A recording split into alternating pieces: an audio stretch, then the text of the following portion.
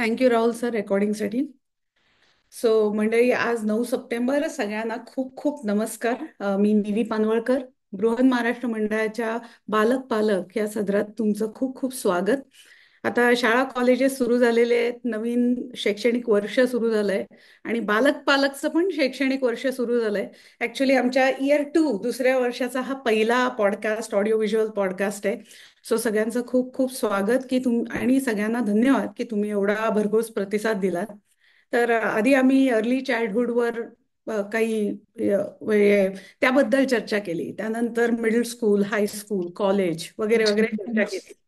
तर आता आमची एक अशी अपेक्षा आहे की एक छोटं बाळ आम्ही सुरुवात केली तेव्हापासनं की किंडर किंवा प्री के पासनं, आणि ते मूल आता थोडं मोठं झालंय आणि आजच्या जगात इतकी प्रलोभनं आहेत आणि इतके चॉईसेस आहेत की खाण्यापिण्याचे पण चॉईसेस भरपूर आहेत. तर या जगात जर आरोग्य हातात नसेल तर सर्व काही व्यर्थ आहे, आणि आरोग्य असेल तर खरंच त्याला अर्थ आहे. पण आरोग्य असेल म्हणजे प्रत्येकाने मिलिंद सोमण होण्याची गरज नाही, प्रत्येकाने युसेन बोल्ट किंवा सानिया रिचर्ड्स व्हायची गरज नाहीये. पण आपण जर आपली प्रकृती नीट ठेवू शकलो, एस्पेशली 35-40 नंतर जर आपण नीट ठेवू शकलो, तर प्रत्येक गोष्ट अनुभवण्यात खूप मजा आहे. मी माझा पर्सनल अनुभव तुम्हाला सांगते की हे by the way session public डिमांडनी घेतलेलं आहे. परंतु हे सेशन का महत्वाचं आहे, तर काही वर्षापूर्वी जसं म्हणतात की लाईफ हॅपन्स, प्रत्येकाचं आयुष्य आपण जेव्हा लांबून बघतो तेव्हा सुंदर वाटतं, एकदम हिरवगार वाटतं, आणि खूप वेळा वाटतं की अरे मला हिचं आयुष्य हवंय, मला हिचं नशीब हवंय, किंवा मला ह्याचं नशीब हवंय.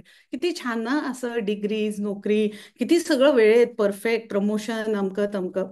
पण असं नसतं, आणि हे सगळ्यांना आपल्याला माहिती आहे.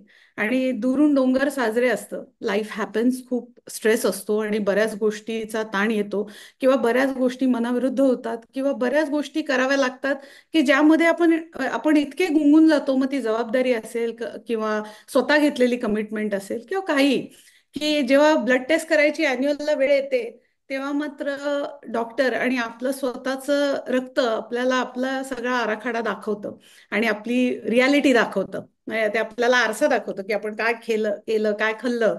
आणि असंच माझ्याबरोबर झालं काही वर्षापूर्वी, की मला वाटलं की लाईफ एकदम सुंदर चाललंय आणि मी खूप स्वतःला गुंगून घेतलंय, किती अमेझिंग की मी इतकी बिझी, तितकी बिझी, आणि मला आवडतंय ते सगळं करते वगैरे वगैरे. कुठेतरी त्रास होत होता पण लक्ष दिलं नाही. आणि एके दिवशी मी हायली डायबेटिक झाले आणि मला आकाश कोसळलं माझ्यावर. आणि त्यावेळी बऱ्याच, माझा नवरा प्रसाद पानवळकर की जे सध्या BMA अध्यक्ष आहे, तर मी ऐकलं नाही नवऱ्याचं, आणि मी म्हटलं अरे माहितीये रे मला काय करायचंय, मला अॅन्युअलला माहिती असतं काय करायचंय वगैरे वगैरे, ते डॉक्टर सांगतात बरोबर. असं करत करत मी बरेच 2-3 वर्ष काढली. आणि नंतर मात्र जेव्हा हा रिझल्ट आला तेव्हा मला एकदम माझ्या पायाखालची जमीन सरकली. आणि प्रसाद त्या काळात भरपूर स्वतः आयर्नमॅन असल्यामुळे बरंच न्यूट्रिशनचे वगैरे सेशन्स घ्यायचा. आणि मी भारतात असे काही जण आहेत की खूप चांगले उपक्रम चालवतात, फ्रीडम फ्रॉम डायबिटीज किंवा डॉक्टर हेगडेंचे सेशन्स वगैरे ऐकले. आणि मी लाईफ चेंज करायचा विचार केला थोडंसं. पण त्या थोड्याशा माझ्या ब्लड टेस्टमध्ये खूप फरक पडला आणि इव्हेंच्युअली पडत राहिला. आणि ह्याच्या आधी सुद्धा मला याची प्रचिती आहे की मी जेव्हा न्यूट्रिशन आणि डाएट चेंज केलं, तेव्हा माझ्यासारखी एक मुलगी की जिने आयुष्यात कधी ट्रायथलॉन काय असतं, त्यातलं ट्राय पण काय असतं हे पण माहिती नाही. आमचं मूळ कोकणात, तिथे पोहलेले कधीतरी, म्हणजे कायम पोहलेले. तर ते लोक कुठे इथे ओपन वॉटर स्विम बिम करणार आणि काय करणार. तर प्रसादनी मला गाईड केलं कोच म्हणून, आणि मी ट्रायथलॉन्स करू शकले. आणि मी स्वतः, माझा नवरा प्रसाद पानवळकर यांची जर्नी बघितलेली आहे. फ्रॉम काउच म्हणणार नाही, कारण he is a very gifted runner and very health enthusiast. पण जेव्हा मी मल्टिपल त्याला आयर्नमॅन्स, ट्रायथलॉन्स करताना बघितलं, तेव्हा मला पण वाटलं की आपण पण काहीतरी करावं आणि आपण पण किमान आपल्या शरीराचा ताबा घ्यावा. आणि तशा माझं या हेल्थ अँड न्यूट्रिशनच्या जर्नीची सुरुवात झाली. आणि ती आस्थागत आहे, आणि लाईफमध्ये खूप छोटे छोटे चेंजेस केले. प्रसाद एवढे नाही करू शकत, कारण मला स्वयंपाक करायला आवडतो आणि खायला पण आवडतो. पण तरी छोटे छोटे चेंजेस सुद्धा दे गो अ लॉंग वे. आणि जेव्हा आपली मुलं मोठी होत असतात, तर मला एक मोठं कळलं की आधी मला वाटायचं की इंडियात असताना की अरे एक विशिष्ट वय झालं की बास झालं, आता म्हणजे आता खूप झालं, आता संपलं, म्हणजे गिवअप, आणि आता रिलॅक्स करायचं वगैरे. तर रिलॅक्स न करता मुलांबरोबर जर प्रत्येक ठिकाणी आनंद घ्यायचा असेल आणि त्यांच्या बरोबरीने प्रत्येक ऍक्टिव्हिटीमध्ये भाग घ्यायचा असेल तर स्वतःच्या शरीराबद्दल कळणं अत्यंत गरजेचं आहे. आणि म्हणून हे आजचं सेशन आहे. मी एक पोल टाकला होता बालक पालकवर आणि या सेशनला खूप मतं मिळाली. So by public demand mister Prasad Panwalkar, सद्य BMM अध्यक्ष आणि very proud to say my husband and better half, I welcome you to this session of Balak Palak. हे सेशन हायब्रिड असतं कारण इंग्रजीत आम्ही का बोलतो, कारण बरीच जण स्वतःच्या मुलांबरोबर हे सेशन बघतात आणि एस्पेशली टीनेजर मुलांबरोबर बघतात आणि त्यांना भरपूर प्रश्न पडतात मराठीतनं पूर्ण असेल तर त्यामुळे आम्ही शक्यतो हे हायब्रिड करतो. परंतु प्रसादकडे पूर्णपणे जाण्याआधी त्याच्या प्रेझेंटेशनकडे, कारण आजचं हे इंटरॅक्टिव्ह नाहीये. आजचं प्रसादचं सेशन आहे न्यूट्रिशनचं आणि ते पॉवर पॉईंटच्या स्वरूपात आहे. त्यामुळे ते पूर्ण होईल आणि मग नंतर काही जणांनी मला ऑलरेडी प्रश्न पाठवलेले आहेत, तर तुम्ही पण प्लीज ते नीट ऐकून तुमचे पण प्रश्न लिहा. जरी प्रसाद पनवळकर डॉक्टर नसले तरी त्यांना प्रदीर्घ अनुभव आहे या न्यूट्रिशन आणि हेल्थ कोचिंगचा. तुम्ही प्लीज प्रश्न लिहून घ्या आणि आपण ते शेवट नक्की ॲड्रेस करू. पण सुरू करण्याआधी नेहमीप्रमाणे मला राहुल सरांचे खूप खूप धन्यवाद मानायचे आहेत की त्यांनी मला बालक पालक ह्या इनिशिएटिव्हसाठी खूप मोटिवेट केलं आणि ही संधी दिली. त्यामुळे राहुल सर, खूप खूप धन्यवाद. आणि आजचं सेशन तुम्ही सुरू करा आणि तुम्ही अध्यक्षांना इंट्रोड्यूस करा आणि मग तिथून आपण पुढे जाऊ. कारण दरवेळी इंटरॅक्टिव्ह असतं पण नवरा बायको मधलं इंटरॅक्शन आज नको, कारण आज आपण सेशन ऐकायला आलो, नाही तर 8 ते 11चा मूवी होईल. त्यामुळे तुम्ही सुरुवात करा. धन्यवाद निवेदिता ताई आणि प्रसाद सर, दोघांचे या बालक पालक या आपल्या उपक्रमामध्ये हार्दिक स्वागत. आता आपण नेहमी पाहुण्यांचं स्वागत करत असतो, पण आता हे तुम्ही घरचेच लोक आहात, त्यामुळे आता आपण हसत खेळत आजचं हे सेशन होणार आहे. आणि मी स्वतः सुद्धा उत्सुक आहे की 40शी नंतर कसं आपण हेल्थ फिट राहायचं. आणि तुमच्याकडे बघून आम्ही नेहमी म्हणत असतो की तुम्ही आम्हाला कॉम्प्लेक्स आणता, तुम्ही एवढे फिट आहात. तर आता तुमच्या या सगळ्या फिटनेसचं रहस्य आम्ही जाणून घ्यायला सगळेजण उत्सुक आहोत. तर बघूयात कसं या सेशन होत आहे ते. धन्यवाद. Perfect perfect. धन्यवाद निवेदिता, धन्यवाद राहुल. चांगलं इंट्रोडक्शन होतं आणि खूपच छान. बालक पालक बाय द वे हा मराठी शाळेचा एक अत्यंत छान उपक्रम आहे. गेला वर्षभर आपण पाहिला की प्रचंड प्रतिसाद मिळालेला आहे आणि सुंदर सुंदर टॉपिक तुम्ही इंट्रोड्यूस केलेत. अगदी लहान मुलांचं संगोपन ते कॉलेज ऍडमिशन्स, तर हा स्पेक्ट्रम खूप चांगला होता. नेव्हीला अनेक ठिकाणी लोक विचारतात की खूप चांगला चाललाय, आम्हाला आवडेल, पुढचं कधी आहे वगैरे. तर ह्याच्यातूनच कळतं की आणि हे मी ऑल ओव्हर USA किंवा कॅनडा म्हणतो, कुठूनही लोक आम्हाला भेटतात. आम्ही जेव्हा बाहेर जर गेलेलो असतो बाहेर गावी, तेव्हाही लोक येऊन सांगतात. तर त्यातच आपल्याला कळतं की खूप चांगला प्रतिसाद आहे. तर तुमच्या या बालक बालक उपक्रमासाठी शुभेच्छा. आणि आजचा हा हेल्थ, धन्यवाद, मी हेल्थ रिलेटेड टॉपिक आहे तितकाच महत्वाचा आहे. कारण मुलांशी म्हणजे आता मी जेव्हा जेव्हा राहुलशी फोनवर आमचं दररोज जवळजवळ बोलणं असतं शाळेबद्दल, बऱ्याच वेळा बिचारा मुलांना ड्रॉप करत असतो, ग्राउंडवर असतो, वॉलमार्टमध्ये असतो. म्हणजे मी त्याला घरी, तो रात्री 11 नंतरच मिळतो मला वाटतं तोपर्यंत. आणि ह्या ह्याच्यात ना कुठेतरी तब्येतीकडे दुर्लक्ष होतं. आणि राहुल, हे मी एक्झाम्पल घेतलं, आज तुम्ही जे पालक सगळे आलात, आय एम शुअर की प्रत्येक पालक ह्याच्यातून जातोय की ऑफिस, जर तुम्ही वर्क फ्रॉम होम नसाल तर ऑफिस मधून यायचं, मुलांना ड्रॉप करायचं, कदाचित रात्री कॉल असतो कुठला, आणि ह्याच्या सगळ्या तब्येतीकडे दुर्लक्ष होतं. जर तुम्ही 30-40 असाल तर कदाचित तुम्ही ओढून नेऊ शकता, पण 40 नंतर हे सगळं एक एक बाहेर यायला लागतं. तर जसं मी गमतीत म्हणतो की देवाची वॉरंटी 40 वर्षानंतर काइंड ऑफ संपत जाते, 50 वर्षानंतर तर नक्कीच जाते. तर या सगळ्या आपल्या धकाधकीच्या जीवनात कुठेतरी हेल्दी लाईफस्टाईल फार महत्वाची आहे आणि त्याचे बेनिफिट्स तुम्हाला नक्की मिळतील जर तुम्ही ती फॉलो केलीत. बऱ्याच वेळा होतं काय की हे सगळं माहिती असतं पण ते वळत नाही. काही वेळा सोनाराने कान टोचायला लागतात. तर जे काय आहे ते आपण आता सेशनकडे जाऊया. हे जे मी सेशन दाखवणार आहे ते मी गेले 12 वर्ष अनेक ठिकाणी केलेलं आहे. बृहन महाराष्ट्र मंडळातील अनेक मंडळांमध्ये झालेलं आहे. अनेक लोकांना बेनिफिट झालेला आहे त्याचा.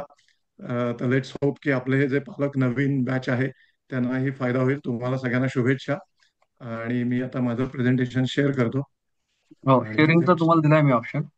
हो, आणि by the way, while sharing, मी स्वतः प्रसाद सर आम्ही भरपूर वेळेला फिरलेलो आहे. आणि मी बघतो की ते व्यवस्थित जेवतात. म्हणून मला जास्ती इंटरेस्ट आहे की ते काय फॉलो करतात. म्हणजे हा गोड वगैरे हा सगळं प्रश्न व्यवस्थित छान खातात ते, but still he is fit. जरा वादाचा मुद्दा आहे आणि आता निवेदिता मॅडम आपल्या समोर आहेत. मला तर आता ऍक्च्युली आपकी अदालतमध्ये आल्यासारखं वाटतंय, पण आपल्याला काय हरकत नाही. काही स्लाइड येईल तिथे मी दाखवीन की कुठे ते जरा कॉन्ट्रोवर्शियल होतं, पण ठीक आहे. तर नुकताच गणपती महोत्सव झालेला आहे. सगळ्यांना गणेशोत्सवाच्या शुभेच्छा. सगळ्यांनी छान हा दिवस एन्जॉय केला असेल. मित्रमंडळींकडे जाऊन खाणं पिणं एकदम जोरदार रेलचेल. ऑफकोर्स आता त्यामुळे काही वेळा काळजी पण वाटते जेव्हा आपण मित्रमंडळींकडे जाऊन मस्तपैकी श्रीखंड पुरणपोळ्या वगैरे खात होतो. काही वेळा काळजी पण वाटायची की अरे काय चाललंय, पण ठीक आहे. सणासुदीच्या काळात नाही खाणार तर कधी खाणार. तर काय हरकत नाही, आपण सुरू करूया. हाच तो सेमिनार मी म्हटलं मी बऱ्याच ठिकाणी दिलेला आहे. तुम्हाला माझी स्लाइड दिसते, right? Just wanted to confirm. हो, दिसते. Okay, good. ठीक आहे. हो, सो दिसते. अगेन हे डिस्क्लेमर आहे. निवेदितानी मगाशी सांगितलेलंच आहे की मी काही डॉक्टर नाही, न्यूट्रिशनिस्ट नाही, कुठलाही स्पेशालिस्ट नाही, कुठलंही दीक्षित डाएट किंवा दिवेकर डाएट वगैरे असं मी कुठलंही सांगणार नाही की हे करा ते करा उपास करा वगैरे. माझा याच्यात कुठलाही बिझनेस इंटरेस्ट नाही आणि तुम्हाला जर काही प्रश्न असतील तर तुमचा फिजिशियन किंवा सब्जेक्ट मॅटर एक्सपर्ट असतील त्यांना विचारा. हे केवळ एका सद्भावनेने केलेलं प्रेझेंटेशन आहे. तर त्यामुळे त्या अँगलनीच बघा. ऑफकोर्स बऱ्यापैकी माहिती गुगलवर वगैरे अवेलेबल असते. तुम्हाला काही पॉइंट्स वाटले तर नोट डाऊन करा, गुगल सर्च करा आणि अधिक माहिती तुम्हाला मिळेल. आणि इफ नॉट मी तर आहेच तर तुमच्या प्रश्नांची उत्तरं द्यायला. क्विकली माझ्याकडून हे सगळं मी full marathon, half marathon, ironman 70.3 वगैरे केलंय, long distance swimming, long distance cycling वगैरे. सो आणि मी अनेक लोकांना कोच पण केलेलं आहे, तर मला ते आवडतं. हा तो 70.3चा क्षण, हल्ली त्याला 13 एक वर्ष होऊन गेली.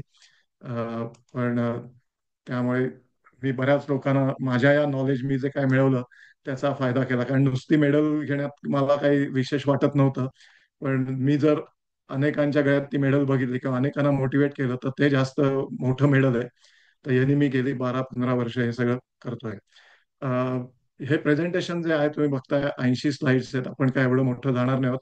दोन सेक्शन मध्ये, एक हेल्दी लाईफस्टाईल आणि दुसरं एक endurance sports like marathon, triathlon वगैरे कसं प्रिपेअर करायचं त्याच्यासाठी आहे.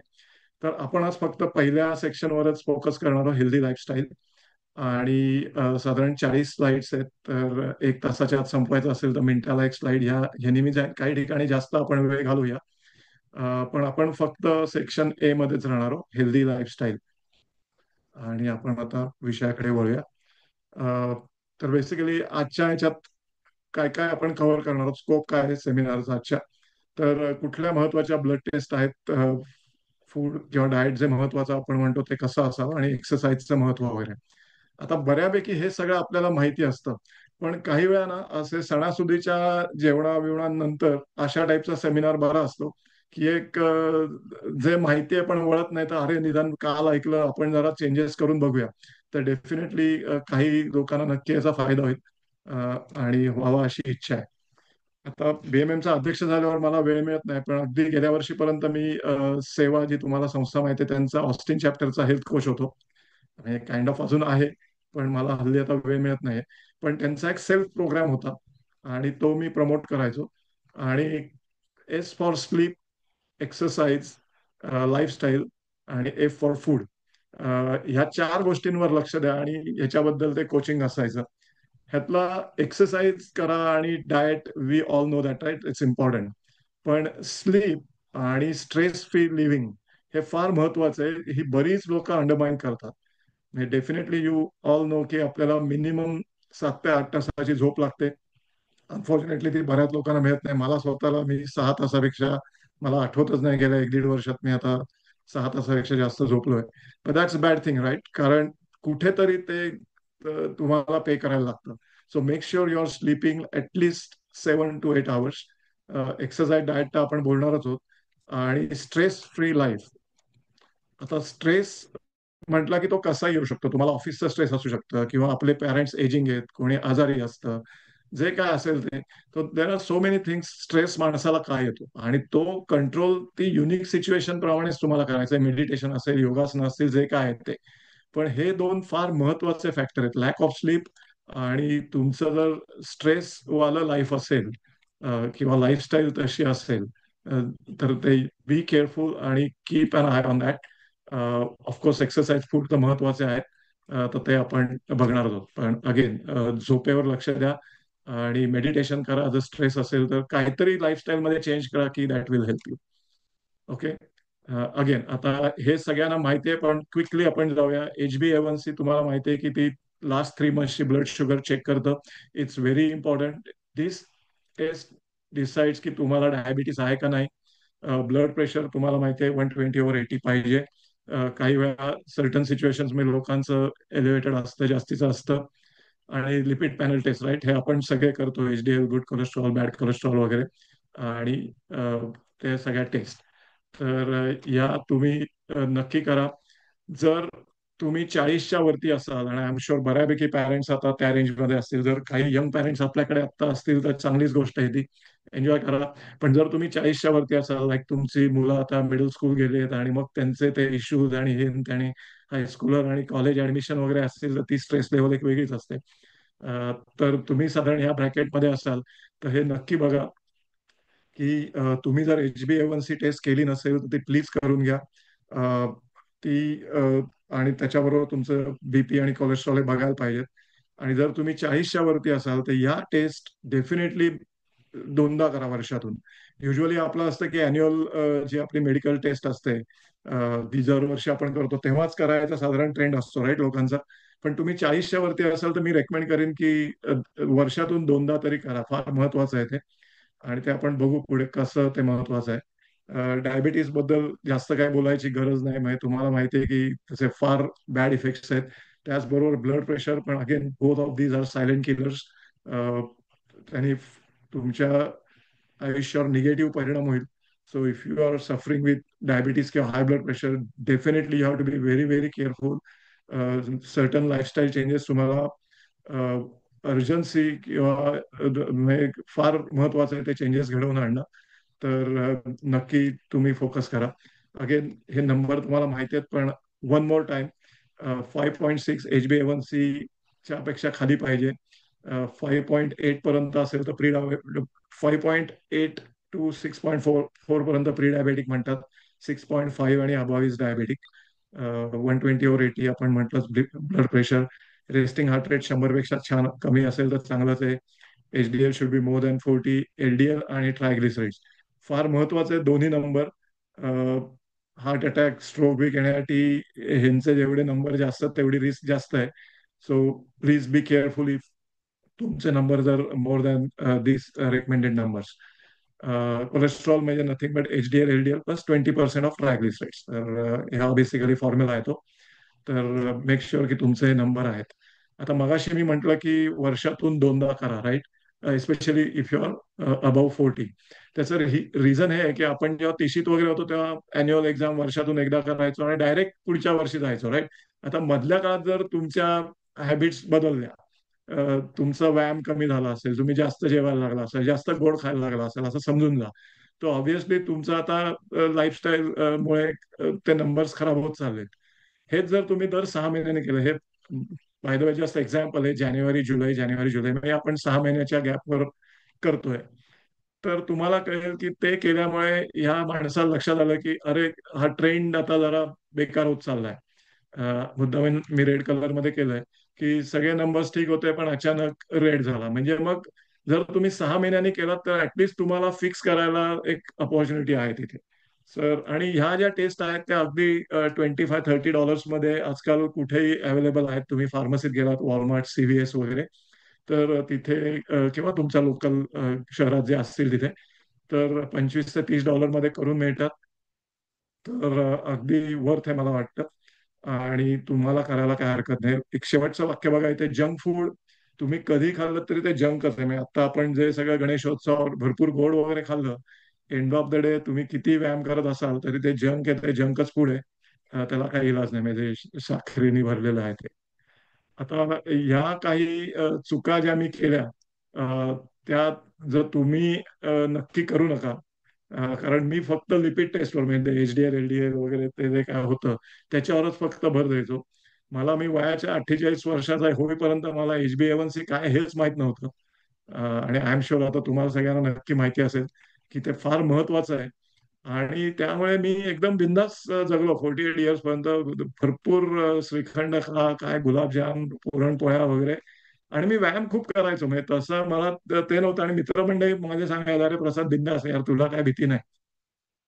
पण नंतर कळलं ते बरोबर नाही. म्हणजे शेवटी किती तुम्ही जंक खात असला किंवा गोड आणि किती व्यायाम करत असला तरी ते शेवटी कुठेतरी ते कॅचअप होतं आणि ते काय बरोबर नाही. नंतर मी एकदाच करायचो टेस्ट.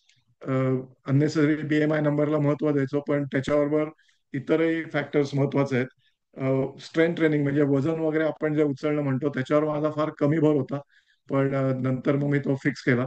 तर ते एक तुम्ही बघा, जर तुम्ही वजन उचलत नसाल, एस्पेशली तुम्ही 40च्या वरती असाल, कारण नंतर मग बोन लॉस व्हायला सुरुवात होते, तर प्लीज स्ट्रेंथ ट्रेनिंग करा. अगदी आठवड्यातून एक दोनदा केलं, अ, छोटी वजनं म्हणजे 5 पाऊंड 10 पाऊंड आणि करत करत 15-20 पर्यंत गेला तरी चालेल. फॉर्म महत्वाचा आहे कसं असणं, त्याच्यावर आपण एक वेगळं सेशन नंतर घेऊ, इंटरेस्ट असेल तर. आणि हे फार महत्वाचं आहे शेवटचं, की मी स्वतः व्हेजिटेरियन आहे, निवी पण व्हेजिटेरियन आहे. आणि जे व्हेजिटेरियन आहेत त्यांना माहिती आहे की प्रोटीन आपण फार कमी खातो. आणि फार महत्वाचं आहे, हे आपण नंतर बघणार आहोत. आणि गुड फॅट, ते पण आपण बघू नंतर काय आहे ते. पण ह्या अगदी अलर्जी असल्यावर कमी कमी प्रोटीन आणि फॅट खायचो. पण ह्या चुका नक्की करू नका. आणि महत्वाचं म्हणजे, जर तुम्ही 40शीत 50शीत असाल तर तुमची फूड हॅबिट्स बघा. जर तुम्ही तुमच्या 20शीत मध्ये अशा 3 पोळ्या, भरपूर भाजी, भात बीत असं मस्त जेवत असाल आणि अजूनही ती सेम तुमची फूड स्टाईल तुम्ही मेंटेन केली असेल, तर नक्कीच अलर्ट व्हायला हरकत नाही. कारण तुमचं वय वाढतं तशा तुम्ही जरा केअरफुल राहायला पाहिजे. तर जस्ट मेक शुअर की तुम्ही you are careful. Of course food आणि डाएट बद्दल, फूड बद्दल सांगायचं तर what you it is what you are. So food is very important. तो आपला एनर्जी सोर्स आहे. जास्त काही मी फूड बद्दल बोलत नाही.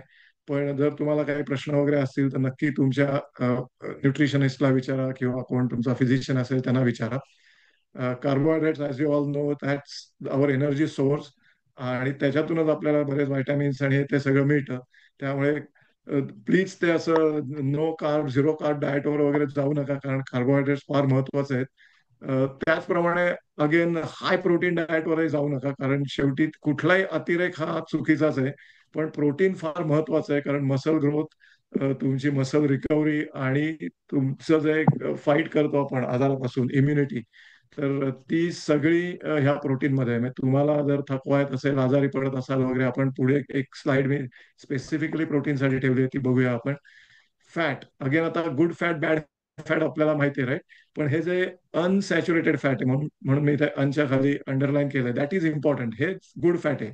जर सॅच्युरेटेड फॅट जर असेल तर ते बॅड. म्हणजे तुम्ही जेव्हा न्यूट्रिशन लेबल बघाल तेव्हा मेक शुअर की सॅच्युरेटेड फॅट असेल तर ऑफकोर्स खायची गरज नाही. पण if it is mono unsaturated किंवा पॉली अनसॅच्युरेटेड असेल तर please go head and consume as much, of course in moderation पाहिजे. अगेन हाय फायबर फूड खाणंही महत्वाचं आहे. तर ते आपण नंतर बघणार आहोत की ऑफकोर्स त्याच्यामुळे कोलेस्ट्रॉल कमी होतं, शुगर जो स्पाइक होतो तो टळू शकतो, कॉन्स्टिपेशन कमी होऊ शकतं. तर अनेक फायदे आहेत हाय फायबर फूड खाण्याचे पण. ग्लायसेमिक इंडेक्स, ग्लायसेमिक लोड, हे तुम्ही ऐकलं असेल. ग्लायसेमिक इंडेक्स ही 0 to 100 मध्ये प्रत्येक फूडला व्हॅल्यू दिलेली आहे. आणि हायर ग्लायसेमिक इंडेक्सचं फूड खाल्लं तर फाटकन ती शुगर वाढणार. म्हणजे तुम्हाला एनर्जी मिळते, पण जे डायबेटिक आहेत त्यांच्यासाठी ते चांगली गोष्ट नाहीये. म्हणजे सिरियल, ब्रेड वगैरे हे जे सगळे पदार्थ आहेत त्यातून फटाकन ती शुगर वाढते. सो मेक शुअर की तुम्ही ग्लायसेमिक इंडेक्स लो असलेलं फूड खाताय. पण at the same time you have to be careful की ग्लायसेमिक लोड काय आहे. म्हणजे just because glycemic index low आहे म्हणून भरपूर खाल्लं तर ते चुकीचं आहे. सो आता समजा एक्झाम्पल घेऊया की ग्लायसेमिक लोड एखाद्या गोष्टीचा हाय, पण ते तुम्ही मॉडरेशन मध्ये कमी खाल्लं तर ते चालू शकतं. सो मेक शुअर की तुम्हाला फंडामेंटल्स तुमचे क्लिअर आहेत, की just because low glycemic index आहे म्हणून वाटेल तसं किंवा भरपूर असं खाऊ नका. So of course glycemic load quantity, that is also important. So please keep that in mind. हा एक कॉन्सेप्ट काही जणांना माहिती असेल, फॅमिलियर असेल, काही जणांसाठी नवीन असेल, की आपण जे खाणं खातो ते इधर ऍसिडिक असतं किंवा अल्कलाईन असतं. तुम्हाला माहिती आहे की ऍसिडिक अल्कलाईनची स्केल 0 to 14 असते. 0 to 7 is highly, I mean 0 to 7 हे ऍसिडिक असतं, वॉटर न्यूट्रल इज 7, आणि अल्कलाईन फूड म्हणजे 7 to 14. तर जितका नंबर कमी तितकं ते हायली ऍसिडिक, जितका नंबर जास्त त्या फूडचा 14, 12, 13 ते highly alkaline. So make sure की तुम्ही जे खाताय तो बॅलन्स तुम्ही करताय ऍसिडिक वर्सेस अल्कलाईन फूड. आपण ते काय ते फूड, कुठले फूड आहेत ते ऍसिडिक वर्सेस अल्कलाईन, ते बघूया. काही लोकांना ऍसिडिटी होते वगैरे म्हणतात, तर मेक शुअर की तुमच्या डाएटमध्ये तुम्ही अल्कलाईन फूड पण इन्क्लूड करताय. तर शक्यतो तो alkaline to acidic ratio 60 to 40 असावा. मिनिंग अल्कलाईन फूड आपण थोडं जास्त खायला पाहिजे. काही लोक क्लिन्झिंग वगैरे करतात, ऐकलं असतील तुम्ही हे शब्द असे, तर त्यात ते 80% अल्कलाईन फूड खातात. पण अगेन इतकं जास्त अल्कलाईन खाणंही चांगलं नाही. सो 60-65 असं ते रेशो ठेवा. पण बॅलन्स खाणं पाहिजे अगेन. आणि आपण जे हे सगळं खातो ते पोटात हायड्रोक्लोरिक ऍसिड असतं, आणि त्याचा पीएच लाईक 1.5 to 2 आहे.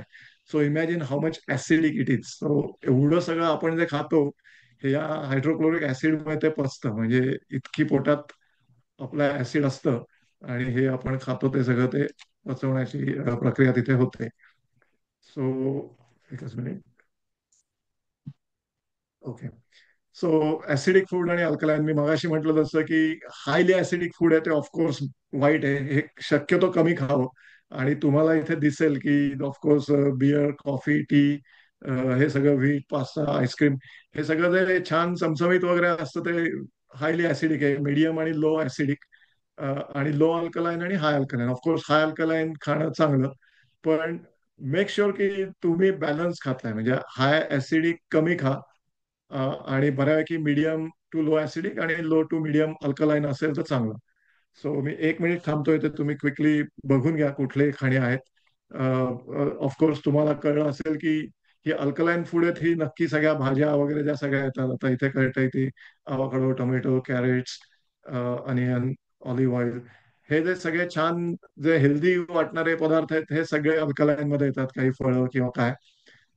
आणि ऍसिडिक मध्ये ऑफकोर्स हे बऱ्यापैकी प्रोसेस्ड फूड जे असतात, ती सगळी अशी ती ऍसिडिक साईडला जातात. अगेन आपण मगाशी म्हटलं असं 60-40 रेशो ठेवा, and that will help you.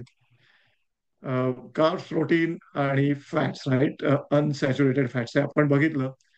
Again carbs मध्ये गुड कार्ब्स आणि बॅड कार्ब्स असतात. बॅड कार्ब्स म्हणजे जे सगळे, जो ब्रेड आहे, राईस आहे, अ, जास्त कन्झम्पशन त्याचं चांगलं नाही. शुगर, कारण ह्याच्यात सगळ्यात तुमच्या ब्लड मधली शुगर इमिडिएटली वाढणार आहे. सो मेक शुअर की तुम्ही गुड कार्ब्स खाताय, आणि that includes nuts, seeds, whole grain असेल, बीन्स असतील वगैरे. प्रोटीन, आता जे नॉनव्हेज खातात त्यांच्यासाठी तर काय सांगायची गरज नाही, त्यांना इनफ प्रोटीन मीठ आहे.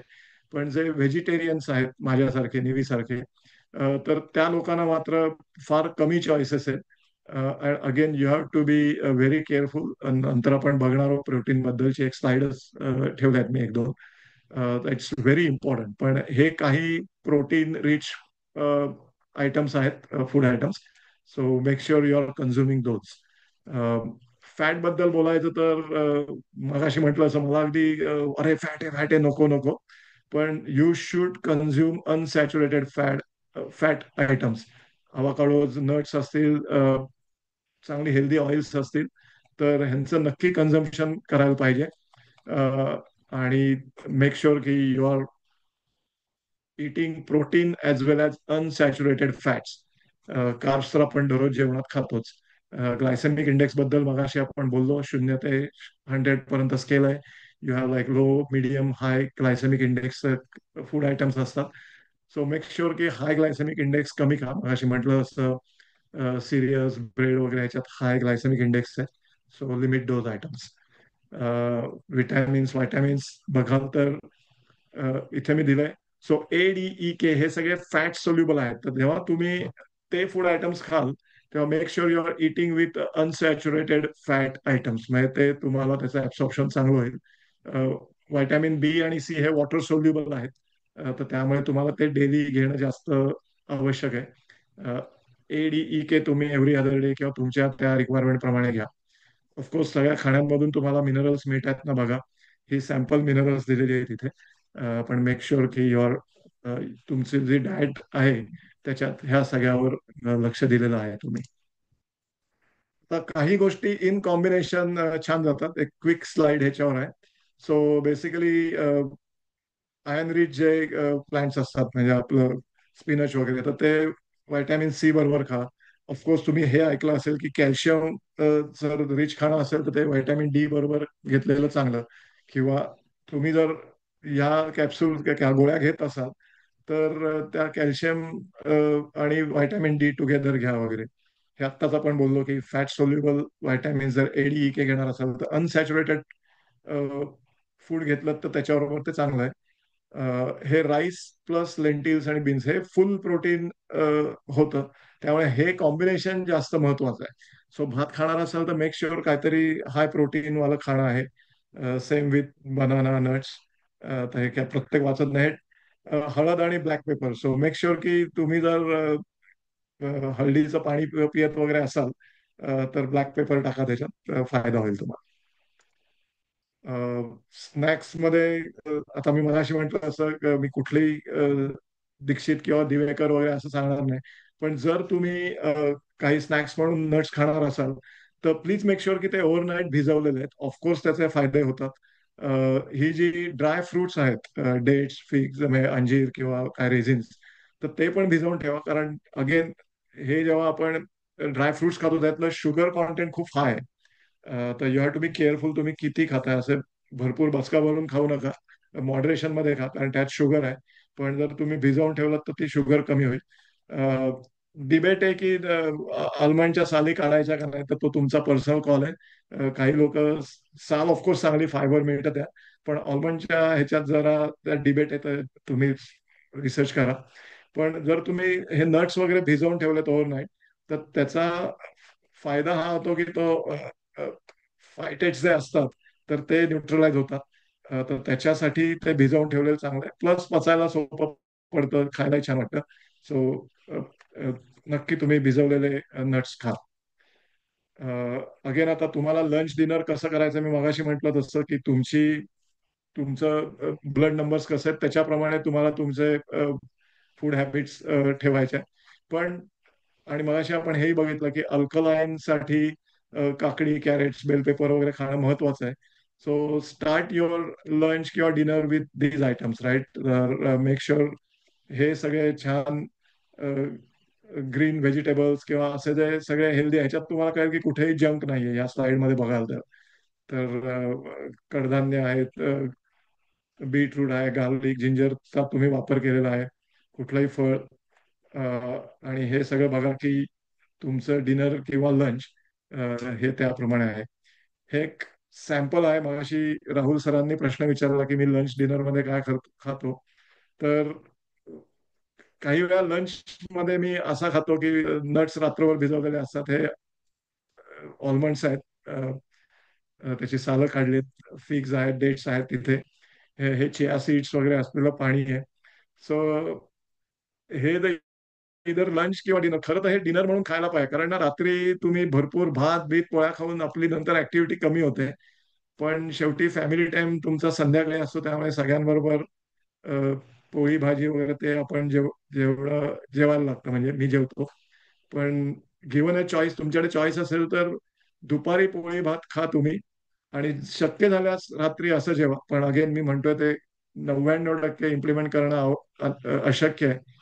कारण तुम्ही असं संध्याकाळी फॅमिली बरोबर असं काही जेवू शकत नाही. पण जर तुम्हाला शक्य झालं तर दुपारी तरी ऍटलिस्ट आठवड्यातून एक दोनदा तरी अशा टाईपचं खा. नक्की फायदा होईल. स्पेशली जर डायबेटीस असेल किंवा तशा ट्रेंड असेल, प्री डायबेटिक असाल तर असं खाऊन तुम्हाला नक्की कंट्रोल करता येईल. वन मोर टाइम, ह्याच्यात तुम्हाला दिसतंय काकडी, कॅरेट्स आहेत, बेल पेपर आहे, हे वॉकोमोली बनवलेला दिसतोय तुम्हाला इथे. सो मेक शुअर तुम्ही हे असं काहीतरी जेवाल. आता प्रोटीन फार महत्वाचा टॉपिक आहे. जर तुम्ही व्हेजिटेरियन असाल तर नक्की ह्याच्यावर लक्ष द्या. आणि प्रोटीन जर तुमचं कमी असेल आणि एस्पेशली जर तुम्ही आता 40च्या पुढे असाल तर तुम्हाला नक्की ही स्लाइड, ह्याच्या पुढची स्लाइड बघणं आवश्यक आहे. जर तुमचं प्रोटीन कमी होत चाललं तर हे त्याचे साईड इफेक्ट्स आहेत की मसल लॉस होणार आहे. तुम्हाला थकवा येणार आहे. जर तुम्हाला वाटत असेल अरे गेले काही दिवस ना मला खूप थकायला होतंय, कळत नाही का, राईट, मे बी तुम्ही कामं तर करता. आपण मगाशी म्हटलं की एक्झाम्पल म्हणून मी म्हटलं की राहुलला केव्हाही फोन केला की राहुल मुलांना घेऊन इकडे धावतोय तिकडे धावतोय, आणि जर संध्याकाळी त्याला वाटत असेल अरे मी थकतोय काय झालं, तर मेक शुअर की प्रोटीन तुमचा इंटेक भरपूर आहे ना, कारण तो फार महत्वाचा आहे. जर तुम्ही जर कमी प्रोटीन खात असाल तर ऑब्व्हियसली तुम्हाला असं खावं खावंसं वाटणार, आणि मग ऑफकोर्स तुम्ही काहीतरी मग स्नॅक म्हणून काम घ्या, कदाचित त्या जंक फूड खाल. तर ते पण आहे. जर तुम्ही प्रोटीन तुमचं भरपूर असेल तर तुम्हाला का वाटतं तुम्हाला उगीच काहीतरी काय समोसे खा किंवा खारी बिस्किट खा वगैरे असलं खायचं, मध्येच जे काय हुक्की येते तशी येणार नाही.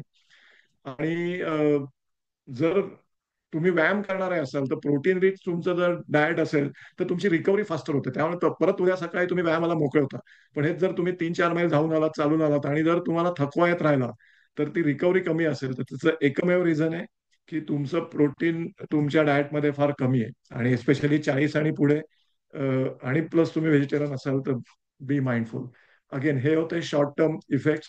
लॉंग टर्म बघूया काय ते. ऑफकोर्स तुम्हाला माहिती आहे की हे सगळे जे आपले मसल्स आणि हे आहेत त्याच्यासाठी प्रोटीन हा फार इम्पॉर्टंट पार्ट आहे. आणि तो जर तुमचा मसल लॉस व्हायला लागला सो फार ते धोकादायक होऊ शकतं.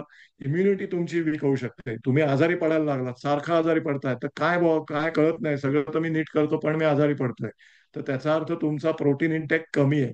सो मेक शुअर तुमचा प्रोटीन इंटेक चांगला आहे. केस गळत आहेत, हे बरंच कॉमन आपण ऐकतो राईट सगळीकडे, की अरे केस हल्ली ना गळायला लागलेत काय कळत नाही. हे एक्झॅक्ट रिझन आहे की तुमचं may be one of the reasons आहे, एक्झॅक्ट नाही म्हणता येणार मला. पण तुम्ही प्रोटीन तुमचं इनफ आहे ना नक्की बघा. सो थकवा, केस गळणं, आजारी पडणं, हे जर तुमचे जर काही इश्यूज असतील तर मेक शुअर की तुम्ही तुमचं प्रोटीन चा कॉन्टेंट किती आहे बघा. आत्ताच आपण बोललो की हाडांसाठी फार महत्वाचं आहे. आणि मगाच्या स्लाइडमध्ये बघितलं की रिकव्हरी, जर जखम वगैरे झाली आणि ती जर भरून येत नसेल तर ऑब्व्हियसली प्रोटीन पाहिजे. मग आता प्रश्न पडतो अरे एक्झॅक्टली किती प्रोटीन मला पाहिजे, राईट. तर तुमची आता लाईफस्टाईल कशी आहे तुमची, जर अशी काही फार धावपळीचं नाहीये, काइंड ऑफ रिटायरमेंट कडे आहात तुम्ही, तर ठीक आहे. पण तुमचा जनरल रेग्युलर फिटनेस, अस्युमिंग तुम्ही सगळे पालक आहात, तर तुम्ही 35 ते 50च्या वयोगटातले असाल तर साधारण ह्या तुम्ही मधल्या कॉलम मध्ये येता. तुम्ही खूप ऍथलेटिक असाल, धावणारे असाल, आयर्नमॅन करताय, मॅरेथॉन धावताय वगैरे, हाय इंटेन्सिटी वर्कआउट दररोज सकाळी असतो, तर तुम्ही साधारण ह्या कॅटेगरीत येतात. अज्युम करूया की तुम्ही या जनरल फिटनेस कॅटेगरीत आहात आणि लेट से आपण 170 पाऊंड तुमचं वजन आहे. तर हा रफ फॉर्म्युला दिलेला आहे, 0.5 to 0.7 तुमच्या पाऊंड्स मधल्या वजनाला गुणा, आणि मी आता इथे 0.8 गुणलंय. तर साधारण 170-75च्या माणसाला ऍटलिस्ट 100 ग्रॅम तरी प्रोटीन आवश्यक आहे. आता तुम्ही म्हणाल की 100 ग्रॅम एवढे आणायचे कुठून, पण तेवढी गरज आहे. आणि तुम्ही बघा ते प्रत्येक ठिकाणी तुम्हाला दिसतं आजकाल किती ग्रॅम प्रोटीन आणि हे ते प्रोटीन शेक आणि बार वगैरे. पण again at the same time make sure की तुम्ही ते प्रोटीन शेक आणि प्रोटीन बार करताना ऍडिशनल शुगर तुम्ही खात नाही ना, कारण एक फिक्स करायला जाल आणि दुसऱ्या प्रॉब्लेम मध्ये जाल. So be careful. पण तेवढी गरज आहे, आणि आय एम शुअर बरीच लोक हा फॅक्टर विसरतात, आणि म्हणून मला ह्या स्लाइडवर फार म्हणजे गेल्या 2-3 स्लाइडवर प्रोटीन ह्या टॉपिकवर जरा भर द्यायचा होता. So hope it will help you. ही एक महत्वाची स्लाइड आहे की तुम्ही खाता तो सिक्वेन्स कसा आहे महत्वाचा आहे. आता आपण सगळ्यांकडे गणपतीकडे गेलो राईट, छान छान सगळं आपण वाढून घेतलं गोडधोड, आणि आता दोन लोक आहेत, एकाने हव्यात राईट सिक्वेन्स मध्ये खाल्लं आणि दुसऱ्याने त्याला हवं तसं खाल्लं. फॉर एक्झाम्पल माझ्यासारखा माणूस श्रीखंड असेल तर मग पहिलं मी श्रीखंड खातो, राईट. पण ते चुकीचं आहे, कारण तुम्ही स्ट्रेट तुमची शुगर वाढते ब्लडमध्ये. पण हेच जर तुम्ही फायबरने खाल्लं, समजा काकडीचे काप असतील किंवा काही व्हेजिटेबल्स असतील तर त्यांनी खाल्लं, किंवा काही प्रोटीन वाला तुम्हाला दिसलं, समजा बीन्सची भाजी असेल, हे असेल, छोले वगैरे असतील, तर ते तुम्ही खाल्लं, तर ते जास्त चांगलं आहे. आणि मग तुम्ही पोळी आणि श्रीखंडाकडे आला तर तो सिक्वेन्स म्हणजे बघा, तुम्ही दोन माणसं आहेत, सेम जेवण दिलंय त्यांना, पण त्यांनी सिक्वेन्स कसा घेतला हा फार महत्वाचा आहे. अर्थात आता मी हे पार्टीत वगैरे तो ते एखाद दुसऱ्या दिवशी चालतंय, एक्झाम्पल म्हणून तुम्हाला पटकन समजण्यासाठी मी ते एक्झाम्पल दिलं. पण तुमच्या घरात जेव्हा तुम्ही जेवाल तेव्हा मेक शुअर की तुम्ही डायरेक्ट स्वीट डिश मधून जेवायला सुरुवात करू नका, जर तुम्ही गोड घेऊन खात असाल तर. तर मेक शुअर की तुम्ही पहिलं लिफी व्हेजिटेबल्स खाल की ज्याच्यातून तुम्हाला फायबर वगैरे मिळेल. मग प्रोटीन ज्याच्यात खाणं आहे, मग त्याच्यासाठी मगाचे तुम्ही जे चित्र पाहिलं की नट्स भिजवलेले होते, तर ते आधी खाऊन घ्या. तर तिथेच तुमचं बऱ्यापैकी पोट भरतं. मग तुम्ही त्या मानाने मग उगीच मग 3 पोळ्या आणि 2.5 पोळ्या किंवा 2 पोळ्या खाणार नाही. मग कदाचित 1 पोळी खा, थोडासाच भात खा. तर त्याचा फायदा होतो तुम्हाला. सो मेक शुअर की तुम्ही सिक्वेन्स हा ठेवाल. आणि हे ऑफकोर्स मी गुगल सर्च करून काढलंय. पण त्यांच्या रिसर्च प्रमाणे 30 to 40% तुम्ही शुगर स्पाइक ही करू शकता, कंट्रोलमध्ये आणू शकता, just by eating in right sequence. Right, same dish, same content, पण 2 माणसांच्या शुगरमध्ये फरक पडू शकतो जेवण झाल्यावर. So again keep that in mind. So again आपण सगळे साऊथ एशियन आहोत आणि आपल्या पूर्वजांनी हजारो वर्ष हे हाय कार्ब डाएट खाल्लेलं आहे. त्यामुळे तुम्हाला पटो किंवा न पटो, आपल्या सगळ्यांना आपण डायबेटिक हो म्हणजे त्या दिशेचा आपला प्रवास आहे. भारतात आपण बघतो तर आपल्या कुठल्या तरी नातेवाईकाला डायबेटीस नक्की असतो, कोणाच्या काकाला, मामाला, मावशीला, घरात आई वडिलांना. आणि त्यात त्यांचीही चुकी नाही. म्हणजे आपलं डाएटच तसं आहे की हाय कार्ब डाएट. आणि अगेन मगाशी आपण बघितलं, प्रोटीनवर जास्त लक्ष देत नाही, फॅट तर आपण फार कमी खातो. आणि त्यामुळे we have to be very careful. हे असे मैदावाले पांढरे जे पदार्थ आहेत, मैदा, शुगर, सॉल्ट, हे कमी करा. सॅच्युरेटेड फॅट कमी, ऑफकोर्स अल्कोहोल, कॅफेन फार काही चांगलं नाही. कॉम्प्लेक्स कार्ब्स खाणं जास्त महत्वाचं आहे. आणि हाय फायबरवालं. प्रोटीन्स फॅट बद्दल आपण बोललो, परत एकदा रिपीट होतं इथे, अनसॅच्युरेटेड खाणं महत्वाचं आहे, मोनो किंवा पॉली. ठीक आहे. एक क्विक रिव्हिजन. मला माहिती आहे आपण 40 मिनिटं झाली आहेत. सेम थिंग, गुड कार्ब्स खा, बॅड कार्ब्स नको. प्रोटीन पाहिजे, फॅट पाहिजे, फायबर असलेलं खाणं खा, विटॅमिन्स आणि मिनरल्स मिळतात ना बघा. तुम्ही प्रोसेस फूड कमी खाण्याचा प्रयत्न करा. त्याच्यात ना भरपूर प्रिझर्वेटिव्ह टाकलेले असतात, सोडियम कॉन्टेंट भरपूर असतो. रेफ्रिजरेटेड फूड असतं, पण त्यातही ते काही वेळा हे सगळे प्रिझर्वेटिव्ह टाकलेले असतात. तर जितकं फ्रेश फूड खाता येईल तेवढं खा. आणि दॅट्स इट. आणि मायक्रोवेव्ह ह्याच्यात पण अगेन डिबेट आहे, त्यामुळे मी काय याच्यावर जास्त बोलत नाही. पण जितकं कमी मायक्रोवेव्ह करता येईल तेवढं करा. पण अगेन शेवटी गरज आहे आणि काही वेळा पर्याय नसतो, त्यामुळे दॅट्स ऑल राईट. पण again this was a revision. आणि हे सगळं आपलं इतका वेळ आपण जे बोललो ते फूड बद्दलचं होतं. होप तुम्हाला काही चांगले पॉइंट्स मिळाले असतील, तुम्ही नोट्स काढले असाल.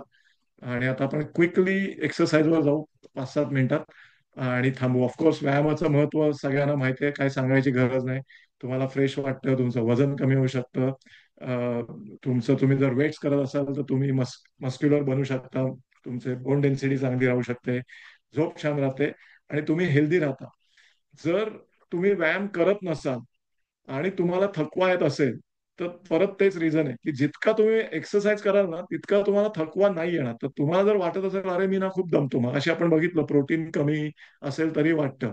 पण एक्सरसाइज तुम्ही जर जास्त करत असाल ना, तर तुम्हाला थकवाही कमी येत जाईल. म्हणजे ते फार महत्वाचं आहे काम, व्यायाम करणं. म्हणजे नुसतं हेल्दी खाणं ते बरोबर नाही, हे दोन्ही गोष्टी करायला पाहिजे, डाएट आणि एक्सरसाइज. तर ऑफकोर्स तुम्ही जर धावणारे वगैरे असाल तर फटाकन बाहेर धावायला जाऊ नका. थोडा वॉर्मअप करा, इट्स इम्पॉर्टंट. कुठलंही तुम्ही स्विमिंग करत असाल तेही वॉर्मअप 1-2 लॅप हळू मारा आणि मग तुमच्या रेग्युलर स्विमिंगला जा. रनिंगला तेच लाईट रन आणि मग तुमचा जो रेग्युलर पेस आहे तो करा. मेक शुअर तुम्ही इनफ पाणी पिताय, स्ट्रेचिंग करताय व्यायाम झाल्यावर. फार महत्वाचं आहे. तुम्ही जर 1 तास धावून येत असाल तर मी तर म्हणेन 50 मिनिटच धावा. 10 मिनिट्स तुम्ही स्ट्रेचिंग करा. कारण त्याच्यामुळे तुमची मसल रिकव्हरी जी आहे ती पटकन होईल. आणि फार महत्वाचं आहे स्ट्रेचिंग पोस्ट एक्सरसाइज. वेबसाईटवर गुगल सर्च करा, कुठले करायचे तुम्हाला कळतील. पण बरीच लोक मी बघतो 1 तासभर धावून येतात आणि पाणी पितात, गेटोरेट पितात आणि गाडीत जाऊन बसतात किंवा आपल्या कामाला लागतात, आंघोळीला वगैरे. सो स्ट्रेचिंग फार महत्वाचं आहे आणि मेक शुअर तुम्ही फोकस कराल त्यात. आपण मगाशी बघितलंच प्रोटीन, ते मसल रिकव्हरीसाठी फार महत्वाचं आहे. तर ते खा. Rest is also important. नुसतं 7 दिवस व्यायाम करतोय नको, एक दिवस तुम्हाला 100% रेस्ट लागेल. एस्पेशली जर तुम्ही हेवी इंटेन्सिटी मॅरेथॉनसाठी, ट्रायथलॉनसाठी का व्यायाम करत असाल तर. सो बॉडीला रिकव्हरी होण्यासाठी वेळ लागतो. हाय प्रोटीन डाएट ठेवा तुम्ही त्या काळात. आणि खाल्ल्यावर विदिन 3 तासात जाऊन परत काय व्यायाम ब्यायाम करू नका, कारण सगळा रक्तपुरवठा त्या स्टमककडे असतो. तिथे डायजेशन आणि हे ते फार आवश्यक आहे. तर बॉडीला कन्फ्यूज करू नका की शतपावली ही शतपावलीच ठेवा. उगीच 4 मैल चालून येऊ नका. एक 100 पावलं 200 पावलं तेवढं ठीक आहे, त्यांनी ते शुगर स्पाईक कंट्रोलमध्ये येतो. पण याचा अर्थ लगेच व्यायामाला लागू नका. क्रॉस ट्रेनिंग फार महत्वाचं आहे. एकच व्यायाम न करता तुम्ही वेगवेगळे व्यायाम करू शकता. तर इथे दिलेले आहेत बायकिंग, रनिंग, योगासनं वगैरे. तर त्याचे बेनिफिट्स पण आहेत. ते म्हणजे एकच पर्टिक्युलर केलं तर इंजुरी होऊ शकते. तुम्ही वेगवेगळे स्पोर्ट्स एन्जॉय करू शकता. So these are all the benefits. आणि महत्वाचं म्हणजे जर तुमचं काही गोल असेल, वेट मॅनेजमेंट अमुक तमुक, तर डेली तुम्ही काय खाता ना, 1 महिना गंमत म्हणून तुम्ही एक करून बघा. म्हणजे तुम्ही जर खरंच सिरियस असाल, अ, तुम्हाला कुठली डायबिटीज किंवा काय कंडिशन असेल, तुम्हाला रिव्हर्सल करायचं असेल किंवा तुम्हाला वेट कमी करायचं असेल, तर हे 1 ते 30 दिवस दिलेले आहेत. आणि हे बेसिकली तू किती तास तुम्ही झोपलात, तर तुम्ही चालत असाल, योगासनं करत असाल, वेट्स करत असाल, तर किती मिनिटं केलं, हा लॉग ठेवा.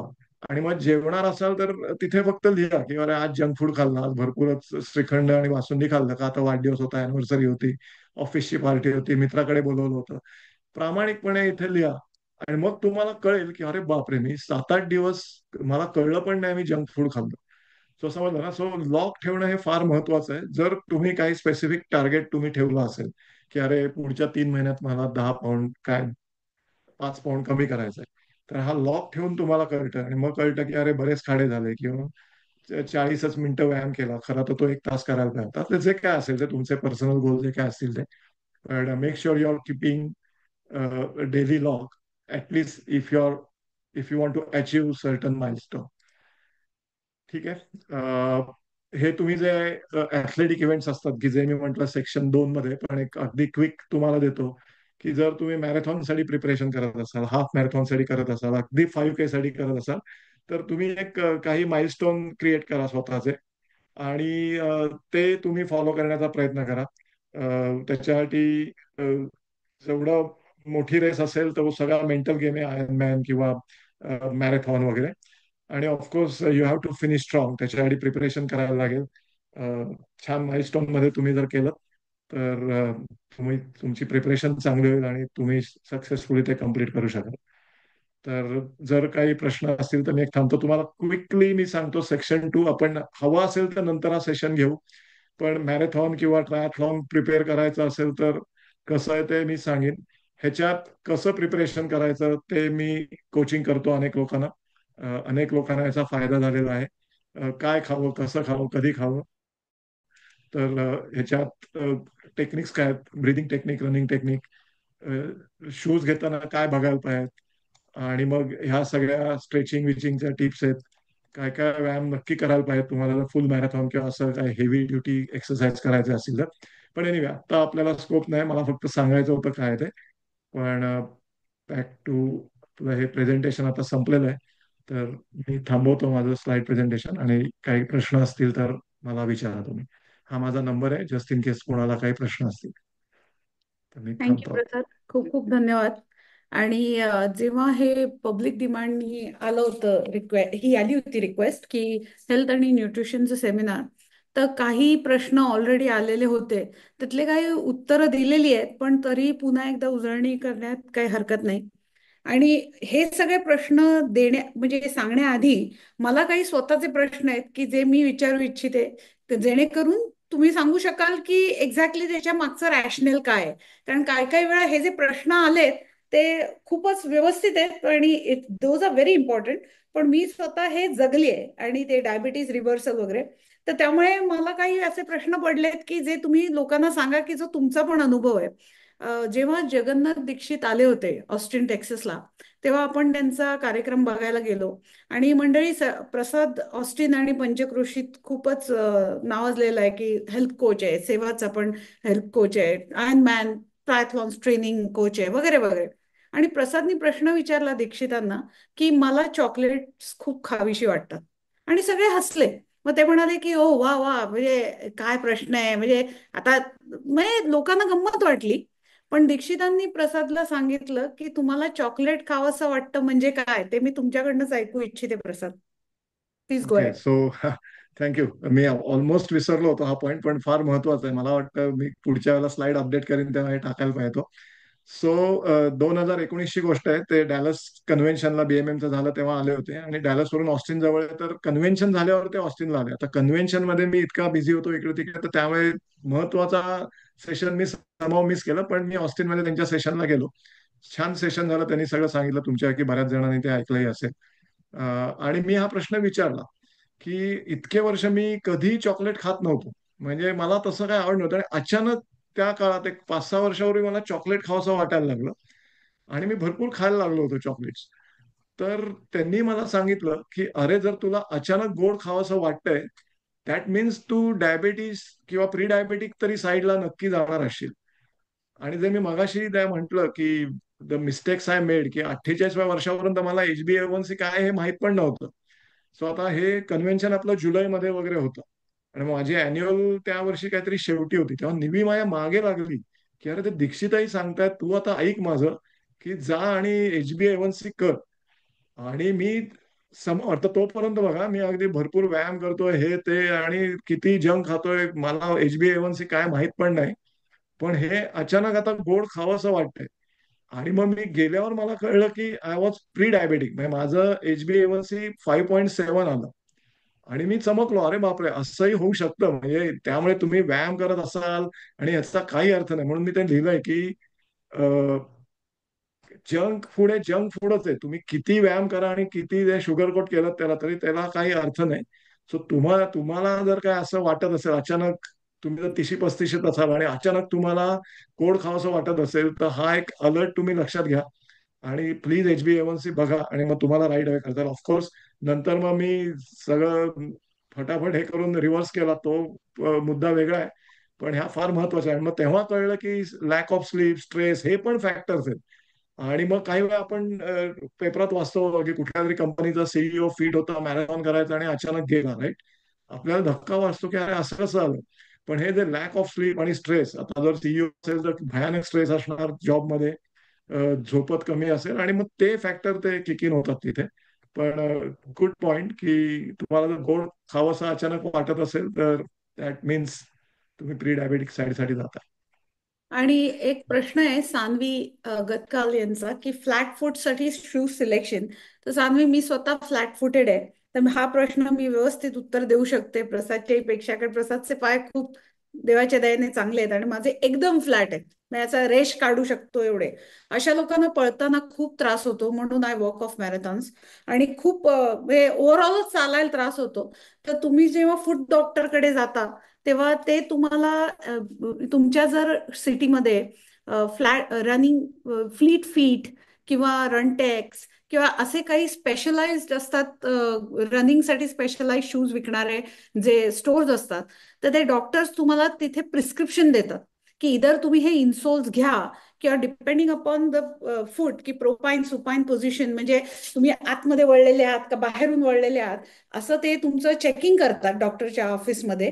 आणि मग त्यानंतर पोडायट्रिस्टकडे तुम्ही प्लीज पोडायट्रिस्टकडे जा, आणि त्यानंतर ते तुम्हाला इन्सोल तसे रेकमेंड करतात प्रिस्क्रिप्शनचे, किंवा तसे शूज रेकमेंड करतात. आमच्या इथे बरीच जण आहेत, आणि ह्या कॉलमध्ये पण बरीच जण आहेत की जे आम्ही काही जण ज्यांचे पाय खूप फ्लॅट आहेत किंवा त्रास होतो, ते आम्ही होका बॉन्डीज नावाचा शू वापरतो. आणि आधी मी A6 पण वापरायचे, पण होका मला अतिशय चांगला पडतो. पण तरीही मी जे बाकीचे साधे शूज घालते, ते सुद्धा पोडायट्रिस्टनी प्रिस्क्राईब केलेले आहेत. तर पोडायट्रिस्टकडे अवश्य जा. Eventually you have to go to a podiatrist if you have flat feet, and that helps a lot then just going to some store. So Prasad, अजून एक प्रश्न होता. Thank you Mayuri. Big river running store नावाचं पण मयुरी नाईक यांनी दिलेलं आहे, आणि तुम्हाला स्पेशलाइज स्टोअरमध्येच जाऊन फ्लॅट फीटसाठी मदत मिळते. अजून एक महत्वाचा प्रश्न होता प्रसाद, अक्षय मुकुंद जोग यांचा, की during office after many meetings I feel very hungry. What to eat at that time between 3 to 4 PM. So that जेव्हा तुमची भूक पीकला येते, आणि बऱ्याच वेळा जेव्हा फरसाण खायची इच्छा होते, किंवा इनव्हेरिएबली समोसा किंवा चहाकडे हात जातो, तेव्हा काय खाऊ?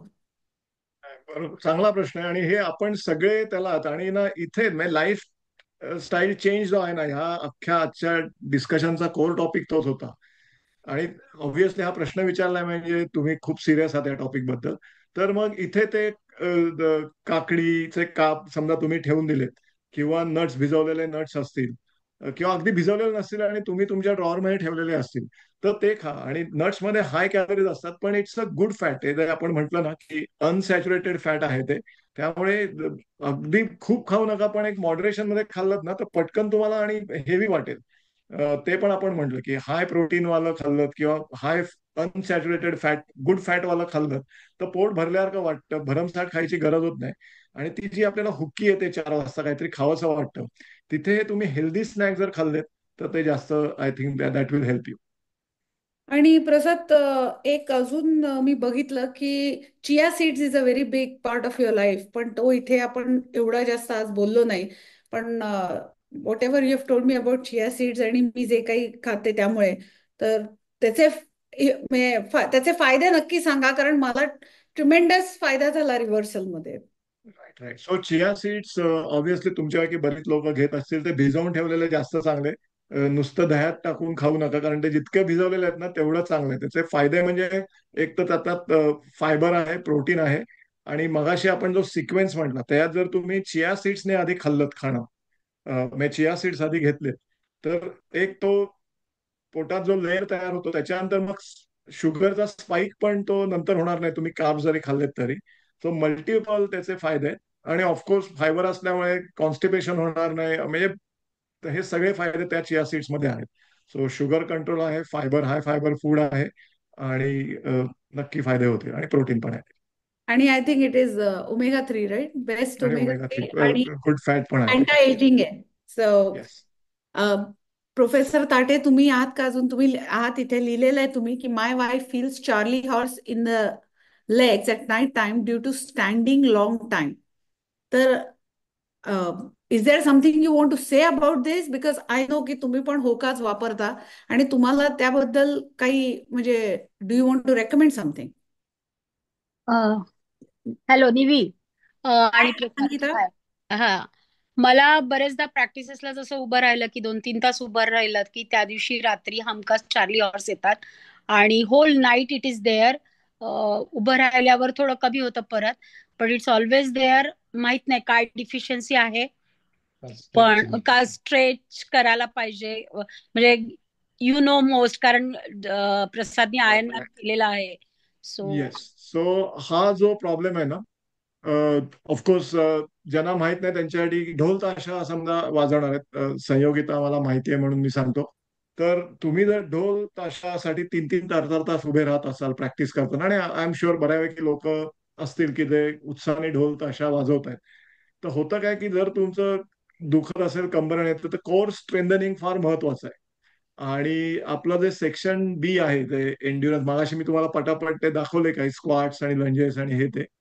तर तुम्हाला कोर स्ट्रेंथनिंग करायला लागणार आहे, कारण तुम्ही जर एक मोठं वेट तुमच्या कमरेला बांधत असाल आणि 3-3 तास उभे राहत असाल, तर that is the only way. Of course आता रिकव्हरीसाठी हाय प्रोटीन खाणं फार महत्वाचं आहे.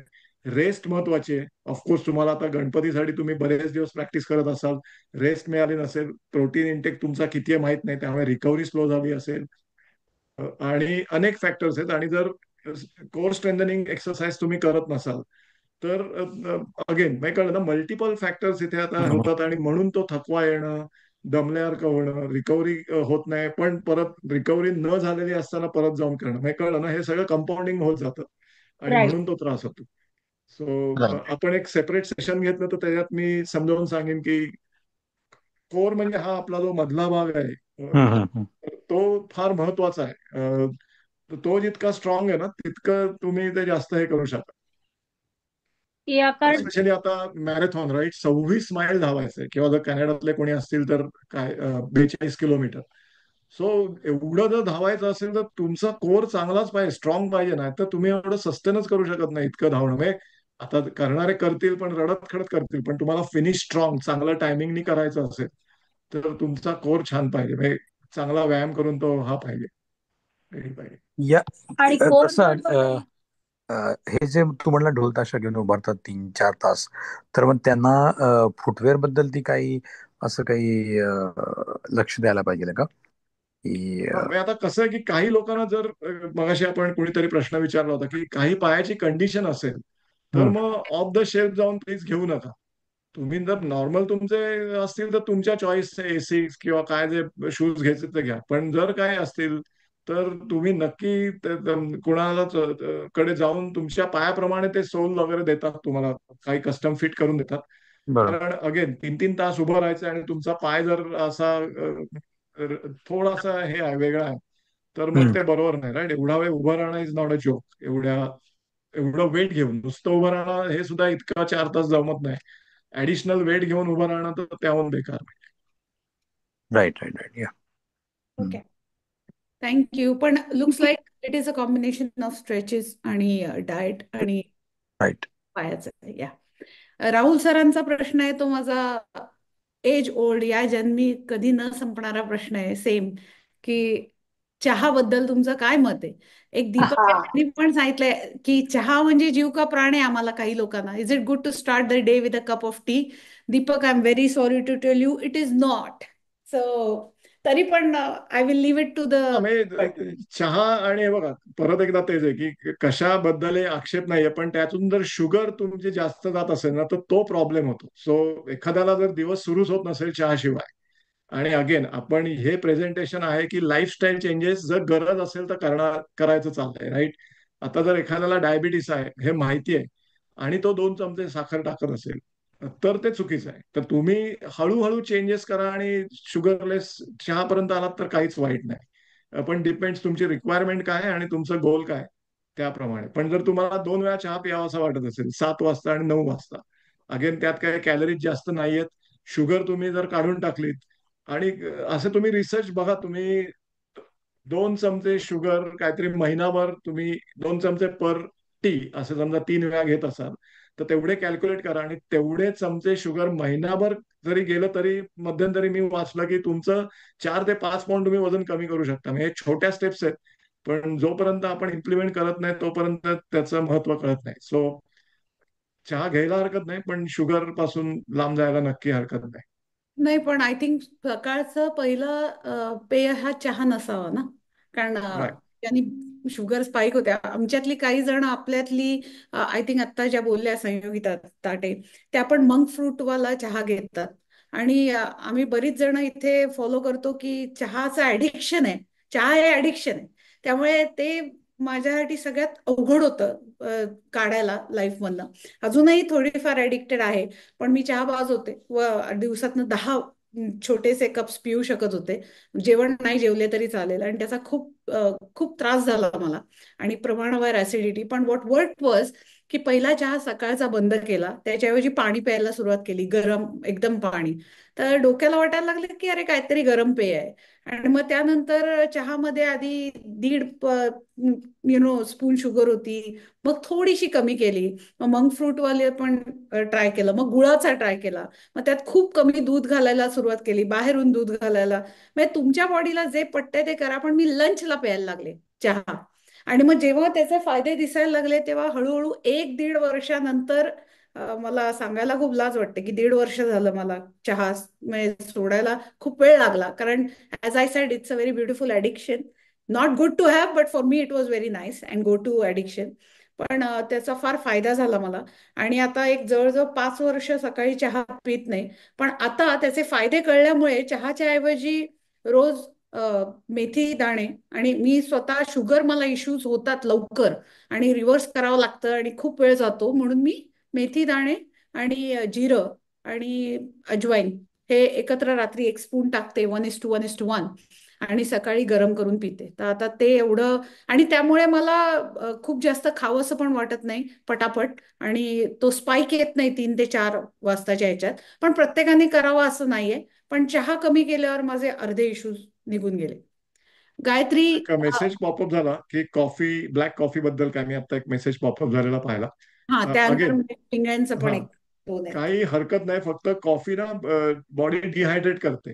सो ॲज लॉंग ॲज तुम्ही पाणी पियालाय बऱ्यापैकी हायड्रेटेड आहात आणि कॉफी प्याली without sugar, so that's all right. म्हणजे तो अगेन हे सगळे पर्सनल चॉईसेस आहेत. पण शुगर फ्री करायला हरकत नाही, ट्राय जर तुम्हाला आवडत असेल. गायत्री पिंगळ्यांचा प्रश्न आहे, दोन होते. पहिला म्हणजे peanut butter is it fine for diabetics? Peanut butter म्हणजे हाय कॅलरी आहे, यात प्रोटीन मिळतं. पण काही हरकत नाही म्हणजे कारण आता पीनट बटर मी कशा बरोबर खाणार आहे महत्वाचं आहे, राईट. तुम्ही जर ते ब्रेडला लावून खाल्लं तर अगेन नो नो, राईट. कारण ब्रेड आपण मगाशी बघितलं की ते मैद्यापासूनचा ब्रेड आहे. जरी किती तुम्ही ब्रेड चांगला घेतला तरी तो शेवटी कार्ब आहे आणि त्याच्यामुळे नाही. पण हे जे बटर वगैरे त्यात फॅट पण असतं आणि कॅलरीज पण जास्त असतात. तर बी माइंडफुल, म्हणजे नको व्हायला की तुम्ही पीनट बटरच्या नादात ब्रेडला लावून खाल्लं आणि आता कॅलरीजही वाढल्या आणि so be careful. Almond butter पण सेम थिंग. गायत्री पिंगळ्यांचा एक प्रश्न आहे की तुम्हाला काही स्पेसिफिक स्ट्रेचिंग व्हेरिकोज वेन्स साठी माहिती आहे का? नाही नाही, ते मला वाटतं तुम्ही गुगल सर्च करून किंवा कुठल्या तरी सब्जेक्ट मॅटर एक्सपर्टलाच विचारायला पाहिजे. ओके. माधवी, त्या प्रश्न आहे चहा संबंधी. I think another tea lover, कारण त्यांनी लिहिलंय म्हणजे as long as you don't put sugar in tea it should be okay to have in the morning. Madhavi, the answer is unfortunately no. I have asked all these questions to my doctor and endocrinologist for years, and every visit the answer is no. So the answer is लंचच्या वेळी मी आता घेते, किंवा मग मी डिनरच्या वेळी सुद्धा घ्यायला सुरुवात केली, जास्त ऍडिक्शन यायला लागलं तेव्हा. पण मग नंतर कट डाऊन केलं. पण जर तुम्ही दूध घालत असाल किंचित, किंवा ओव्हरऑल पहिलं पेय सकाळचं चहा शक्यतो नसावा. बरीच जण ब्लॅक कॉफी घेतात आणि त्याचा फायदा होतो त्यांना, आणि looks like according to endocrinologist coffee चालते, ब्लॅक कॉफी, पण चहा नाही चालत. सो पण ना ह्याच्यात एक सगळ्यांनी लक्षात घ्या की असे ना ओव्हरनाईट चेंजेस खाटकन करू नका. कारण ते सस्टेन व्हायला पाहिजे. तुम्ही अरे मी काल प्रेझेंटेशन ऐकलं, आता उद्यापासून शुगर बंद, अमकं बंद, सकाळी मी गरम पाणी पिणार, आणि मग 5 दिवसांनी 6 दिवसांनी अरे जाऊ दे, काय फालतू, काय फरक नाही पडत, चल आपला चहाच बरा. तर असं न करता स्लोली चेंजेस करा. जर 2 चमचे टाकत असाल तर 1 चमचा टाका, एकाड एक दिवस प्या. पण अगेन सकाळी उठून गरम पाणी पिणं हे सगळ्यात जास्त चांगलं. कारण होल नाईट आपण पाणी प्यायला नसतो, तर स्टार्ट विथ गरम पाणी आणि नंतर मग हे. पण तेच अगेन स्लोली कुठलेही चेंजेस करा की ते सस्टेन होतील, आणि एक दिवस तुम्हालाच केणारे हो रे, काय हरकत नाही. मी अगदी परवापर्यंत चहा वाजवतो, पण आता 1 महिन्यानी मी ओके झालं. एक हर्ष केतकरांचा एक मेसेज आहे की what is your opinion about energy bar sweeten with dates, no sugar? Lara bar, R X bar, is sugar from dates as bad as white sugar? Dates वाली शुगर चांगली आहे, पण ऍक्च्युअली डेट्स खाणं हे अजून चांगलं आहे. म्हणजे बार बीर मधून आता शेवटी कसं असतं की त्यात ते प्रिझर्वेटिव्ह वगैरे टाकतात आणि ती 50 ती नावं असतात, आपल्याला काय ते कळत नाही. पण अगेन मगाशी एक प्रश्न होता की ऑफिसमध्ये झालं तर काय. आता ऑफिसमध्ये समजा तुम्ही असा बार खाल्लात की हाय प्रोटीन आहे, झिरो शुगर आहे वगैरे, तर आता काय इलाज नाही. म्हणजे सगळ्याच गोष्टी आपल्याला मनासारख्या मिळणार नाहीत. केव्हाही ऍक्च्युअल डेट्स खाणं चांगलं. पण झिरो शुगर वाली जर जाहिरात असेल की 15 ग्रॅम्स प्रोटीन, झिरो शुगर, असेही प्रोटीन बार आपल्याला माहिती आहेत बाजारात मिळतात, तर काही हरकत नाही तसे खायला. नेक्स्ट पण आहे, खरी डेट्स खाणं जास्त चांगलं आहे, कारण ते फायबर पण मिळतील तुम्हाला आणि बेनिफिट्स पण आहे, आणि त्या शुगर चांगल्या आहेत दॅन या पांढऱ्या रिफाईंड शुगर खाण्यापेक्षा. पण ते पण लिमिटेड आहे, राईट? लिमिटेड, डेट्स हो. किती खावे, मग कुठलंही किती खावे? 3-4 मला वाटतं चांगलं आहे, आणि भिजवून खाल्लेलं तर अजून चांगले. सेम विथ मनुका पण, डेट्स पण, अंजीर फिक्स तुम्ही खाणार असाल तर भिजवून ठेवा आणि खा. पण मी प्रसाद तुम्हाला भिजवून ठेवलेलं अंजीर किंवा डेट्स, त्याचं पाणी पण गोड असतं, ते टाकताना बघितलंय. त्याचं काही रिझन आता आहे? त्यात हा म्हणजे ते कारण सगळे मला ते शुगर आहेत आवडतं, त्यात. पण ते अपेरेंटली चांगलं नाहीये. नाही म्हणजे मला त्या शुगरच्या भीतीमुळे मी ते फेकून देतो. पण काही वेळा मी तुम्ही आर्टिकल पाहिली तर त्यात ते लिहितात की ते पण पाणी पिया. सो अगेन तो तुमचा पर्सनल चॉईस आहे, त्याचेही बेनिफिट्स आहेत ते पाणी पिण्याचे. म्हणजे ओव्हरनाईट भिजवून ठेवलेलं पाणी पिया असंही सांगतात. पण मला उगीच भीती वाटायची की त्याच्यात सगळी शुगर त्यात आली आहे, तर ते अजून शुगर डोस कशाला वाढवा. पण अगेन बघा तुम्ही. प्रसाद प्रसाद, मी गायत्री. अरे मला ना ह्या खजूर किंवा मनुका त्या ज्या असतात इट्स अ हा. प्रोसेस राईट म्हणजे हम्म. ते काय केमिकल घालून ते सगळं डिहायड्रेट करून सगळं करतात राईट सो हाऊ बरोबर. Safe is that I mean नाही, तू जरी पाण्यात भिजवलं तरी ते फुगेल पण ते केमिकल त्याच्या आतमध्ये जे आहे जे सस्टेन करायला किंवा ड्राय करायला ते घालतात हा. It is very harmful right बरोबर बरोबर. तर म्हणून आधी धुवून घ्यायचं, पाण्यात भिजवायचं आणि मग आता म्हणजे शेवटी अगदीच रॉ खाण्यापेक्षा ते खाल्लेलं बरं ना. म्हणजे तसं आहे ते, की म्हणून ते ओव्हरनाईट भिजवून ठेवा. मी ते पाणी फेकून देतो. पण तुम्ही वेबसाईटवर सर्च केलं तर असे आर्टिकल दिसतील की ते पाणी पण चांगलं आहे पियायला. पण प्रोव्हायडेड तुम्ही आधी धुवा ते, कारण त्याच्यावर जी केमिकल्स गेली, म्हणजे नुसतं डायरेक्ट पाणी नका टाकू. आधी धुवून घ्या थोडीशी, मग पाण्यात भिजवत ठेवा. म्हणजे जस्ट इन केस तुम्हाला ते पाणी पियायचं असेल तरी ते बरं असेल. ध्यान नुसते सरळ ते टाकलेत ते. पण मग त्याने शुगर वर नाही जात का खजुरात तेवढंच गोड असतं ना ते शुगर आहे म्हणजे म्हणूनच म्हटलं की ती मगाची स्लाइड मध्ये बघितलं असतं हे जे ड्राय फ्रुट्स आपण म्हणतो, मनुका, नंतर काय आता अंजीर, खजूर, ह्याच्यात शुगर आहे म्हणजे त्याच्यात काय वाद नाही, पण त्याच्यात फायबर पण आहेत आणि बेनिफिट्स पण आहेत. म्हणजे, त्यात तुम्हाला चांगले विटॅमिन्स मिनरल्स मिळतात म्हणून ते आपण ते खातोय फळ. पण मी कळलं ना त्यात शुगर आहे हे सगळ्यांना माहिती आहे. म्हणजे कुठल्याही फळांमध्ये साखर आहेच. आणि तसं बघितलं तर अतिरेकी साखरेचं सेवन हे वाईटच आहे. पण मगाशी आपण जो सिक्वेन्स बघितला की आधी तुम्ही इनफ फायबर, नंतर प्रोटीन, फॅट असं खाल्लं आणि मग तुम्ही ह्या कार्बोहायड्रेट्सकडे आलात आणि ह्याच्यात तुम्ही हे फळं खाल्लीत, कारण फळांचे फायदे नक्की आहेत. शुगर जरी असली तरी तरी पण आता तुम्ही सिक्वेन्स चांगला ठेवल्यावर त्याचा फायदा होईल. पण तुम्ही तर स्ट्रेट उपास मोडतानाच जर शुगर खाल्लं, असं शुगर रिच फळं किंवा फ्रुट्स खाल्लेत, तर तुमची शुगर फटकन वाढणार.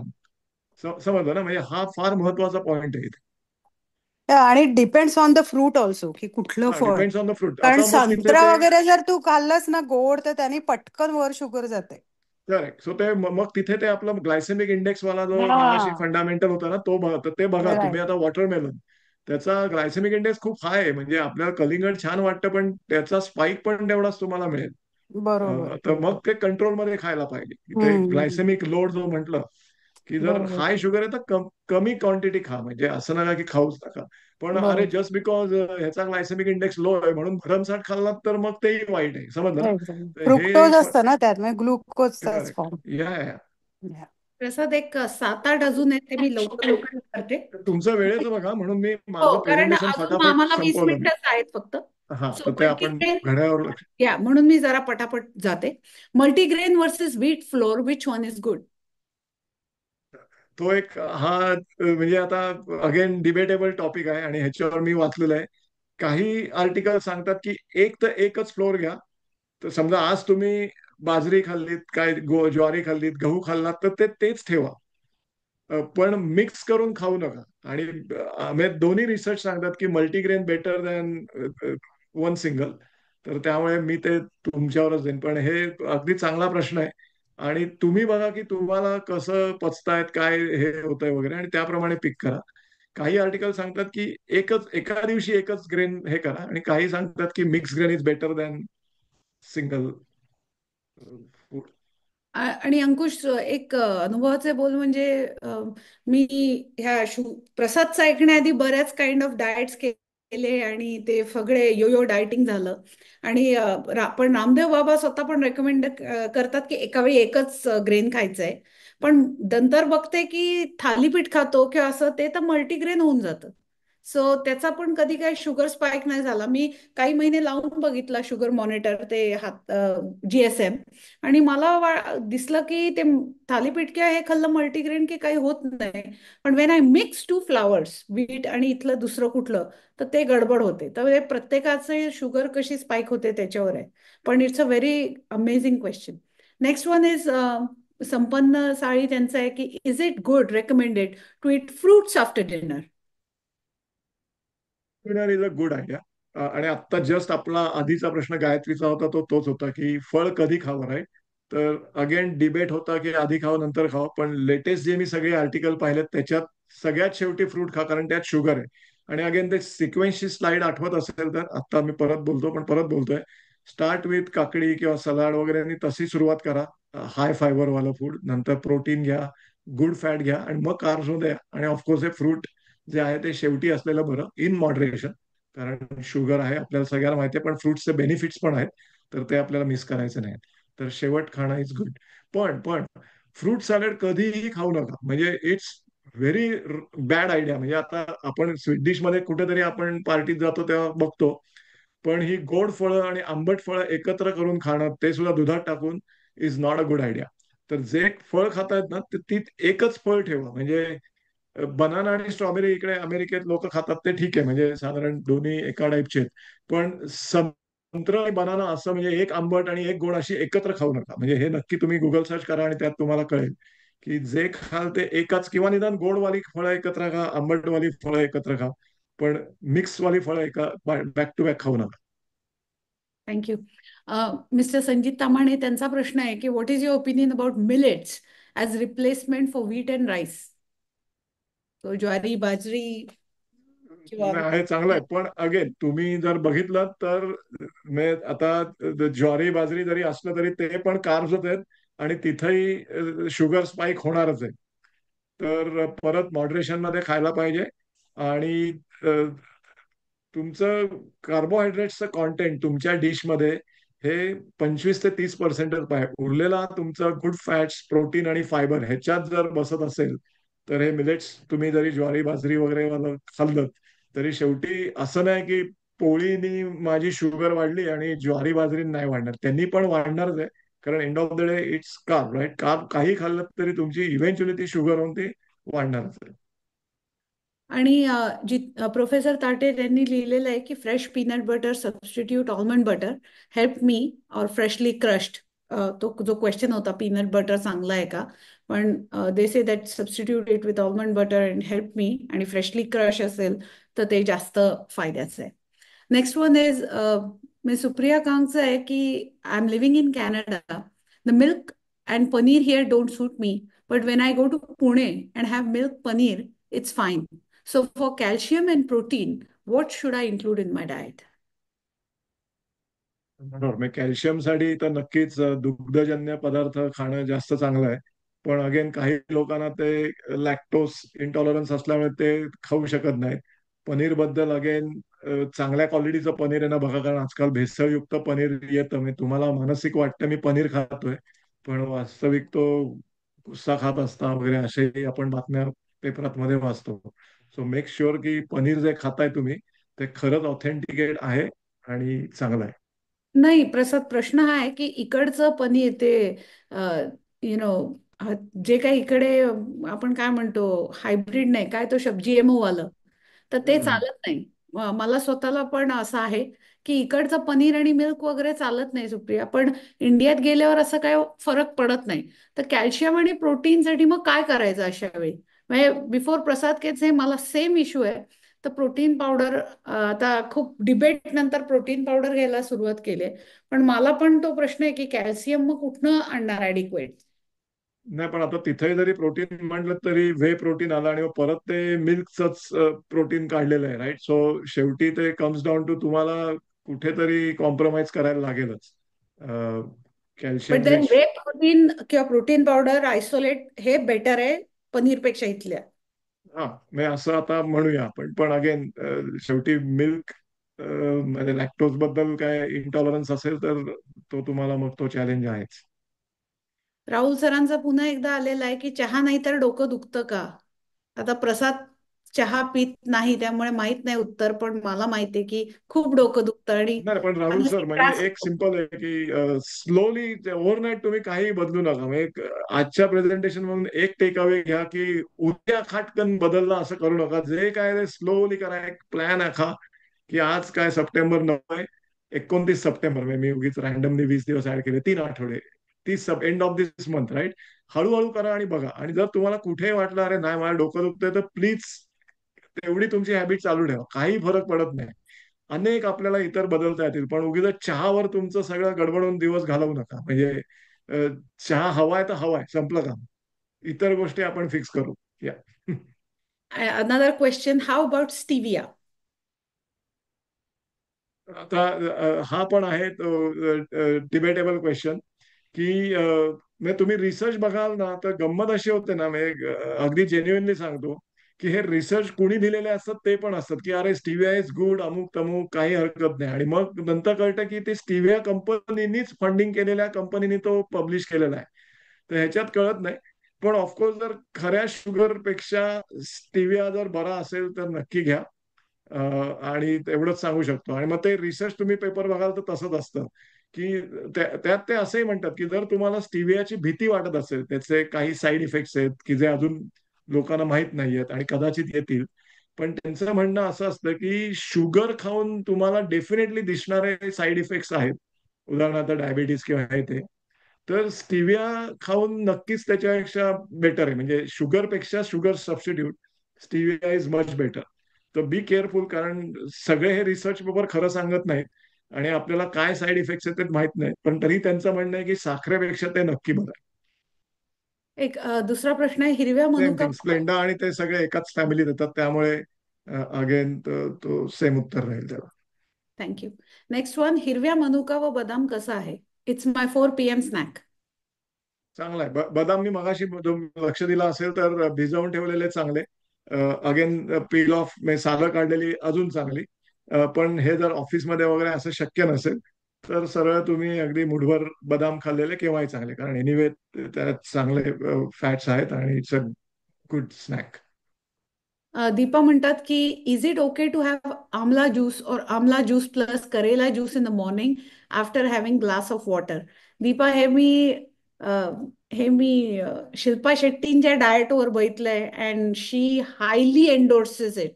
So Prasad, do you have any नाही नाही एक्सपिरियन्स? नाही, खूप चांगला पॉइंट आहे. आणि समाव मी आज मिस केला, तो बघायला आठवण गेली की लेमन वॉटर किंवा हे सिट्रिक जे आहे तर ते खूप चांगलं आहे. म्हणजे आवळा ज्यूस जर मिळत असेल तर चांगला आहे, पण अगदी आवळा अवेलेबल नसेल तर लिंबू पाणी पिणं पण चांगलं आहे. म्हणजे तुम्हाला वाटेल की सिट्रिक ऍसिड, लिंबू आणि ऍसिडिक आहे, तर नो.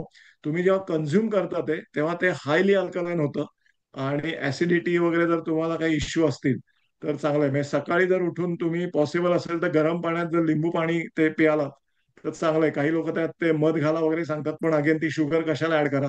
तर मी तर म्हणेन मध वगैरे काय टाकू नका, जर तुम्हाला जरा अजून कॉन्शियस असाल तर. पण लिंबू पाणी गरम पाण्यात लिंबू टाकून पिणं जास्त चांगलं आहे. आणि ऑफकोर्स जर आवळा ज्यूस टाकत असाल तर नक्की चांगलं आहे.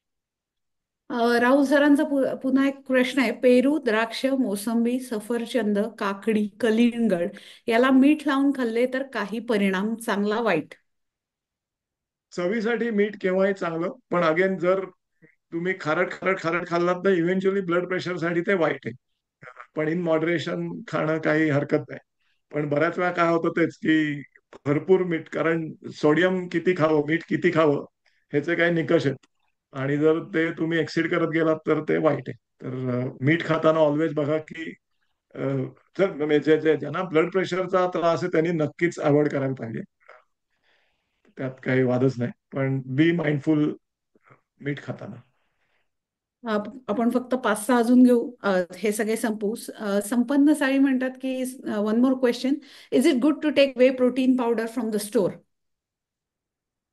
नक्की. फक्त बघा की त्यात शुगर वगैरे नाही, कारण काही याच्यात विथ शुगर असतं, तर एक करताना शुगरही घेते असं नको व्हायला. तर हल्ली आता कॉस्कोत किंवा तुम्ही गेलात कुठे तर तुम्हाला शुगर नसलेले दिसतील, 25 ग्रॅम्स पर सर्व्हिंग वगैरे. सो काय हरकत नाही तसंही घ्यायला. माधवी म्हणतात की A2 milk it is similar to Indian milk, मग ते घेतलं तर चालेल का? अगेन पर्सनल चॉईस आहे. आणि केव्हाही चांगलं. इनफॅक्ट इकडचं जे आपण दूध म्हणून जे घेतो जर्सी गाईचं, तर हे तुम्ही पाहिलं असेल की रिसर्च झालाय की हे दूध खरंच चांगलं नाहीये. इनफॅक्ट जर्सी गाय ही गाय नाहीच आहे, तो एक वेगळा अॅनिमल आहे. तुम्ही बघा ते, आणि त्या दुधापासूनही बऱ्याच लोकांना त्रास होतो. म्हणजे रिसर्च असं दाखवलंय की तसले मिल्क प्रॉडक्ट्स घेऊनही डायबिटीस काही लोकांचे वाढलेले आहेत, तसं दूध पिऊन जर्सी गाईचे. तर ती बाय द वे ती गाय नाहीये, तो एक वेगळा अॅनिमल आहे. आणि आपण ते दूध वगैरे म्हणतो, पण इट्स नॉट अ दूध, मिल्क पण नाहीये ते. म्हणजे गाय म्हणजे वशिंडवाली? वशिंडवाली गाय हा, म्हणजे तेच ते वशिंड आहे ती गाय. ओके. तर ते डेफिनेटली चांगलं आहे ते दूध. मिस सुधा दीक्षितांचं आहे की what do you think about splenda? Again I think you said की ॲज मगाशी लॉंग एज बोललो. In yes. Moderation. Pooja Kulkarni त्यांचं आहे की you mention black coffee but what about black tea और flavoured tea bag soaked in hot water. So Pooja तुम्ही असाल कॉलवर तर is this the first drink in the morning that you are asking about? Yes, okay. yes. Instead of having the tea, like आपला चहा, can we have black tea, like tea bag घालून hot water मध्ये? And how चालेल. does बघा that त्यांनी जर affect your? हा तुमचा दिवस त्यांनी जर चांगला सुरू होत असेल ना तर मी म्हणेन घ्या. फक्त शुगर जर असेल टाकत तर शुगर टाकून नका, Sugar पण नाही, अदरवाईज हा just tea bag hot हा water मग मध्ये. काय हरकत नाही. आणि आणि अनलेस तुम्ही ते फास्टिंग वगैरे करत नसाल, म्हणजे काही लोक आता 16-18 आवर्स वगैरे करतात, राईट? हम्म. तर तसं तुमचं जर फास्ट ब्रेक बिक होत नसेल तर काय हरकत नाही. कारण हे बघा कसं आहे की इतके दिवस तुमचा दिवस छान सुरू झालाय, राईट? तसं सकाळी गरम चहा पिऊन Right. Sugarless, go ahead with that. आपल्याला काही ड्रास्टिक आज बदलायचं नाही, किंवा हे सेमिनार म्हणून उद्यापासून काही असं बदलायचं नाही की तुमचं आता डोकं दुखायला लागून डाऊन द लाईन तुम्ही 4 वाजता चिप्स खायला लागाल, म्हणजे इतकं फ्रस्ट्रेशन आहे. तर आपल्याला असं काही नाही करायचं. Okay, okay. Thank you. Thank Sheetal you. पाटला कमी त्यांचा प्रश्न आहे, भाजलेले चणे शेंगदाणे इव्हनिंग स्नॅक्ससाठी खाल्लेले चांगले का? म्हणजे हा नो डाऊट नो ब्रेनर आहे, अमेझिंग आहे. आणि शीतल मध्यंतरी जो प्रोग्राम मी परत जॉईन हाय केलाय रिली शुगर बॅलन्स व्हायला, तर त्यात लेट्स गो. तुझं पीठ सांगतात ते पण चणेच आहेत. पण प्रसाद, व्हॉट डू यू नाही थिंक? नाही, भाजून चांगलं आहे अगदी. भाजलेले चणे असतील तर चांगले आहेत, त्याचं डेफिनेटली ऍडव्हान्टेज आहे. Let's go. फक्त इथे लेट्स गो. फरक पडतो की किती खाताय, राईट? नुसते 4-4, 5-5 मुठी खाल्ले तर ते वाईट आहे. पण जर मॉडरेशन मध्ये खात असाल तर चणे शेंगदाणे हे चांगलेच आहेत. Okay, thank you. सात्विक दिवाकर भागवत म्हणतात, can we have session on section B slides to triathlon and endurance. So Prasad Panwalkar, तुम्ही परत या नवीन वर्षाला. तर नवीन वर्षाला आम्ही तुमचं परत एकदा करू एन्ड्युरन्स, ट्रायथलॉन्स, आयर्नमॅन आणि बाकी सगळं करू. तर तो जर सेशन हवा असेल ना, जर रिझन सांगतो, तो जर सेशन हवा असेल तर तो साधारण ऑक्टोबरच्या आसपास ठेवायला लागेल. कारण ह्या सगळ्या ज्या मॅरेथॉन्स हो. वगैरे असतात ह्या सगळ्या इधर डिसेंबरमध्ये असतात किंवा फेब्रुवारी मार्च पर्यंत संपतात. त्या म्हणजे हवा जेव्हा गार असते तेव्हाच असतात. तुम्हाला मॅरेथॉन वगैरे कधी मे मध्ये जून मध्ये दिसणार नाही. तर थंड काळात म्हणजे जेव्हा गारवा असतो तेव्हा या सगळ्या लॉंग डिस्टन्स रेसेस वगैरे असतात. तर त्याची प्रिपरेशन तुम्हाला साधारण सप्टेंबर, ऍक्च्युली आता सप्टेंबर ऑलरेडी आला, तर ते ऑक्टोबर नोव्हेंबर मध्ये केलेली चांगली. तर जर लोकांना हवं असेल तर आपण करू ते, किंवा एक सेपरेट छोटा ग्रुप म्हणजे असेल सेपरेट छोटा त्यांच्यासाठी. घ्यायला लागेल कारण आमचं लाईनअप तयार आहे. करेक्ट तर करेक्ट करेक्ट. आणि आणि बरोबर, हे कसं आहे की सगळ्यांचाच तो इंटरेस्ट नाहीये मॅरेथॉन धावणं, त्यामुळे आणि हँडफुल लोकांचा असेल तर करता येईल. पण after having done all of this I can tell you one thing, कारण प्रसाद यू विल अग्री की आज आपण जर सांगितलं तर लगेच नाही होणार फेब्रुवारी मार्च मध्ये. त्यामुळे बरोबर. जेव्हा आम्ही तुम्हाला फेब्रुवारी मार्च मध्ये बोलवू तेव्हा हा, पुढच्या सीझन साठी मॅरेथॉन त्यांना. पुढच्या सीझन साठी करू शकतील, कारण it is like a second job आणि it is a full time धंदा आहे तो, पार्ट टाइम धंदा ऍक्च्युली की करणं. आणि त्याच्यासाठी खूपच जास्त चेंजेस पाहिजेत आणि ते नीट कोणीतरी गाईड केलं पाहिजे. म्हणून मी म्हटलं, आणि आमचा लाईनअप पण ऑलरेडी झालेला आहे. सो आम्ही तुम्हाला परत फेब्रुवारी मार्च मध्ये नक्की बोलू. पण BMMच्या वेबसाईटवर जर तुम्ही राहुल सरांना किंवा प्रसादला ईमेल पाठवलात तर ते नक्की रिस्पॉन्ड करतील. फॉर कॅल्शियम RK लिहितात की वन कॅन ऑल्सो इट नाचणी, तीळ. Also only a pinch of चुना कॅन बी ऍडेड टू वरण और आमटी. हे मी पण ऐकलंय खूप की त्याचा खूप फायदा होतो. थँक्यू. त्यानंतर शीतल म्हणतात, can you talk about good sleeping habits? What is a good time to go to bed? Time gap between dinner and sleep and how to strictly follow it? If not followed properly it impacts next day and eating habits. Sheetal, as his wife, I don't know if he is qualified to answer that, but I am very interested to know what he has to say about this. Prasad, please अगदी. go ahead. आणि मी तुम्हाला जर तुम्ही सुरुवातीपासून ऐकलं असेल तर मी स्वतः मान्य केलेलं आहे की मी 6 तासापेक्षा कमी झोपतो. खूप चुकीचं आहे ते, कारण डाऊन द लाईन ह्याचे मला भोगायला लागणार आहेत इफेक्ट्स, काही इलाज नाही. पण अगेन मी हे अनेक आर्टिकल वाचले, त्यात ते सांगतात, आणि हा खूप छान प्रश्न आहे की एक वेळ फिक्स करा की तुम्ही जर 10:30 म्हणजे 10:30ला झोपणार तर त्याच्या आधी 15-20 मिनिटं प्रिपरेशन करायचं असतं. मिनिंग कुठलेही फोन बघू नका. आणि अगेन हे सगळं गुड टू हिअर वगैरे असं सगळं मी बोलतोय आता, आणि ते इम्प्लिमेंट करणं अवघड आहे. पण समजा आपण धरून चालला की 10:30ला तुम्ही झोपणार आहात, तर साधारण 10:15ला शेवटचे टेक्स्ट मेसेज ठेवा आणि ते फोन आता सोडून द्या, चार्जिंगला लावा, जे काय करायचंय ते. आणि मग 15 मिनिटं काय संगीत किंवा इतर काही कुठलंही ऑडिओ व्हिडिओ असलं काही न करता, म्हणजे ऍटलिस्ट व्हिज्युअल काय न करता, डोळ्याला विश्रांती देऊन मेंटली रेडी होणं हे आवश्यक असतं. आणि आज 10:30 झोपला, उद्या 11ला, नंतर पावणे 11ला, 12:30 हे इन थिअरी असं नाही करायला पाहिजे. अगेन मी ह्यातलं काही फॉलो करत नाही, पण मी जे सगळं वाचलं त्यात ते असं सांगतात की एक वेळ फिक्स करा, त्याच्या आधी 15 मिनिटं सेलफोन बंद करा आणि दररोज त्याच वेळेला झोपा, की डाऊन द लाईन तुमच्या बॉडीलाच कळेल की ओके चला झोपायची वेळ झाली आणि झोपा. आणि ऑफकोर्स ते तुम्हाला फुल डार्कनेस हवाय काय तो तुमचा वैयक्तिक चॉईस आहे, पण फिक्स वेळेला झोपणं हे हायली रेकमेंडेड आहे, एवढं मात्र नक्की. या आता मी क्विक जाते कारण आता आपल्याला लवकर संपवायचंय 10 मिनिटाच्या आतच. How much locally produced honey is okay to eat daily and is it a good substitute for sugar? Harshala विचारताय. आता ह्याच्यात परत एक लक्षात घ्या की शुगर नको म्हणून हनी घेऊया, शेवटी ती शुगरच आहे. म्हणजे ते असं चांगलं आहे, फक्त ही शुगर फारच बॅड असते कारण ती एकदम प्रोसेस्ड असते आणि रिफाईंड असते आणि हे ते, तर ती नक्की वाईट आहे. पण ह्याचा अर्थ हनी एकदम फार छान आहे असं नाही, कारण तोही शेवटी शुगरच आहे. म्हणजे इथे शुगर बेकार असेल तर हनी आपण अगदी इथपर्यंत आणूया. म्हणजे सो हे लक्षात घ्या. आणि आता हनीमध्ये पण तो एक डिबेट असतो की लोकली मला घ्यायचा म्हणजे अलर्जी आणि हे याला फाईट होईल का जगात कुठलंही ब्राझील. कारण काही हनी बघाल तर ते त्याच्यावर लिहिलेलं असतं content from Brazil, Ukraine, Indonesia आणि असे 4 एक देशांची नावं असतात. म्हणजे एकदम कन्फ्युज व्हायला होतं की अरे हा खरंच मी घेऊ का नको. तो अगेन तुम्ही ट्राय करून बघा.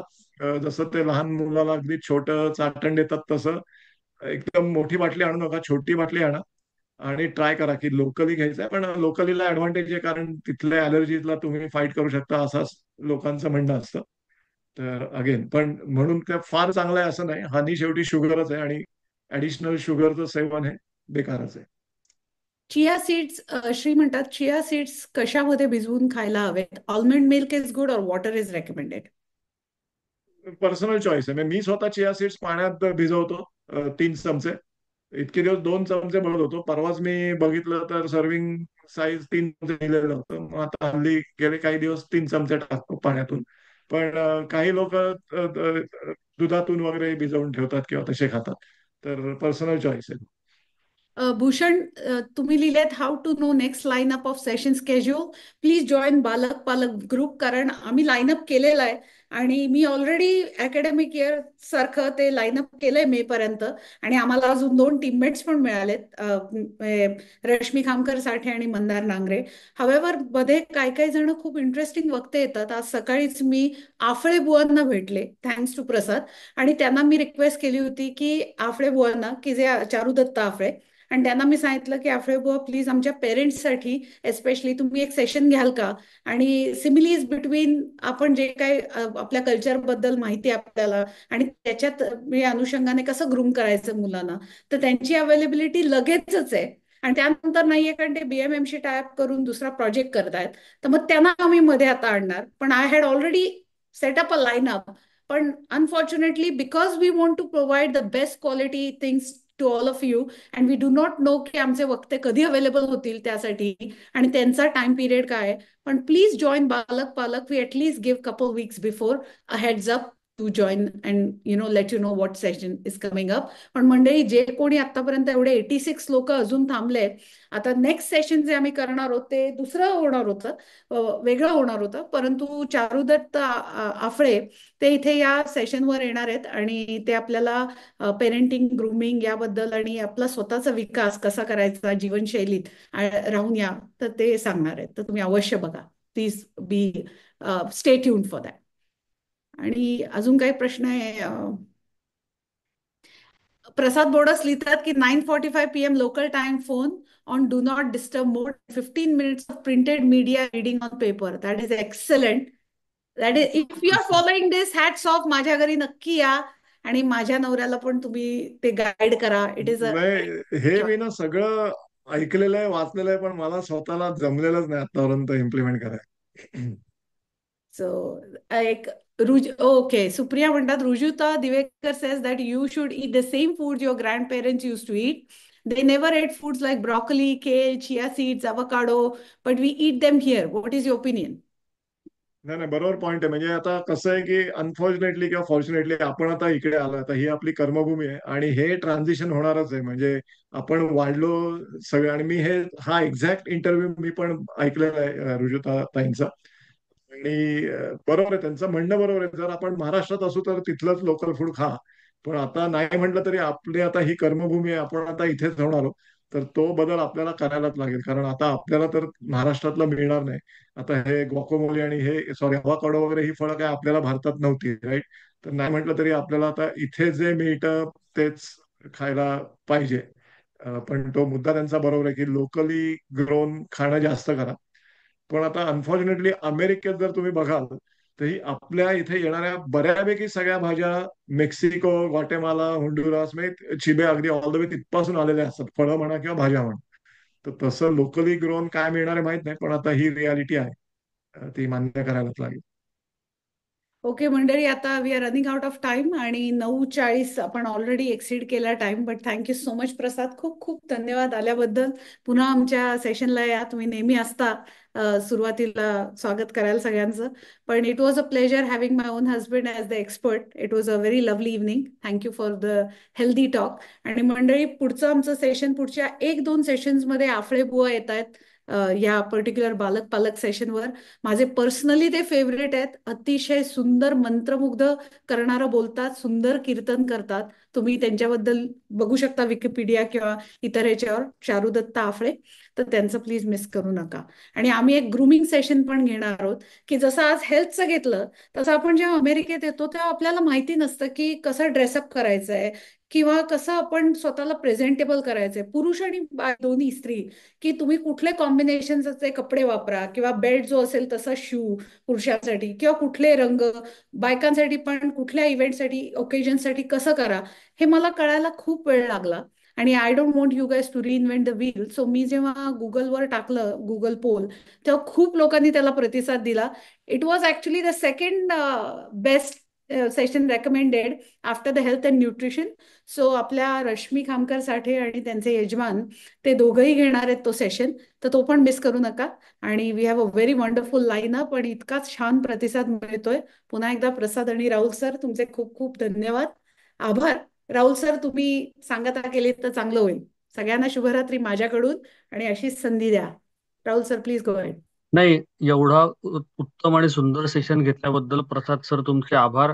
आणि मी काय बोलणार, मलाच गरज आहे या सगळ्या सेशनची, त्याच्यामुळे आमचे डोळे उघडलेत त्याबद्दल तुम्ही धन्यवाद. उद्यापासून सुधारणा होईल अशी अपेक्षा करतो आमच्या सगळ्यांच्या जीवनामध्ये. तूच आहेस तुझ्या जीवनाचा शिल्पकार. नाही, याबद्दल मी धन्यवाद तुमचे. मी माझ्या नवऱ्याला मंडळी, आता शिक्षक दिन होता, तर मी माझ्या नवऱ्याला सकाळीच उठून पहिले धन्यवाद दिले. कारण 24 तास जो माणूस बाकीच्यांना सांगतो ते, मला पण फ्री धडे असतात, पण ज्यांच्याकडे खूप जास्त धडे मिळतात ती मुलं पास होत नाहीत. तर तसं माझं झालेलं आहे. पण प्रसाद पण मला तुमच्या कोच आहे सगळ्यांचेच आभार मानायचे आहेत की बरीच लोक आज आली होती. एवढा जस्ट आणि गणपतीतच एवढा आलेत, वेळ सगळे थांबले. थकलेत आणि बराच वेळ थांबलेत. पण राहुल, खूप खूप धन्यवाद. तू फार एनर्जेटिक आहेस आणि हे सगळे तू युवा आणि पॉडकास्ट आणि शाळा हे सगळं चालवतोस. नेव्ही धन्यवाद. थँक्यू. तू पण बऱ्याच फ्रंटवर बीएमएम मध्ये कार्यरत आहेस. तर एवढं सगळं तुम्ही करताय तर धन्यवाद. आणि आपले पालकवर्ग की ज्यांच्यासाठी आपण आजचा कार्यक्रम केला, होपफुली फुलना फुलाची पाकळी होणार आहे. माझं कॉन्ट्रीब्युशन त्यांना फायदा देऊन जाईल अशी मी अपेक्षा करतो. प्रश्न असतील तर विचारा. अगेन, मी डॉक्टर नाही, फिजिशियन नाही, पण मला जे माहिती आहे ते मी तुमच्याबरोबर शेअर केलेलं आहे. तर चूकभूल द्यावी घ्यावी. आणि धन्यवाद. थँक्यू एव्हरीबडी आणि good night and have a great week ahead. शुभरात्री. थँक्यू. थँक एक शुभरात्री. यू. थँक्यू.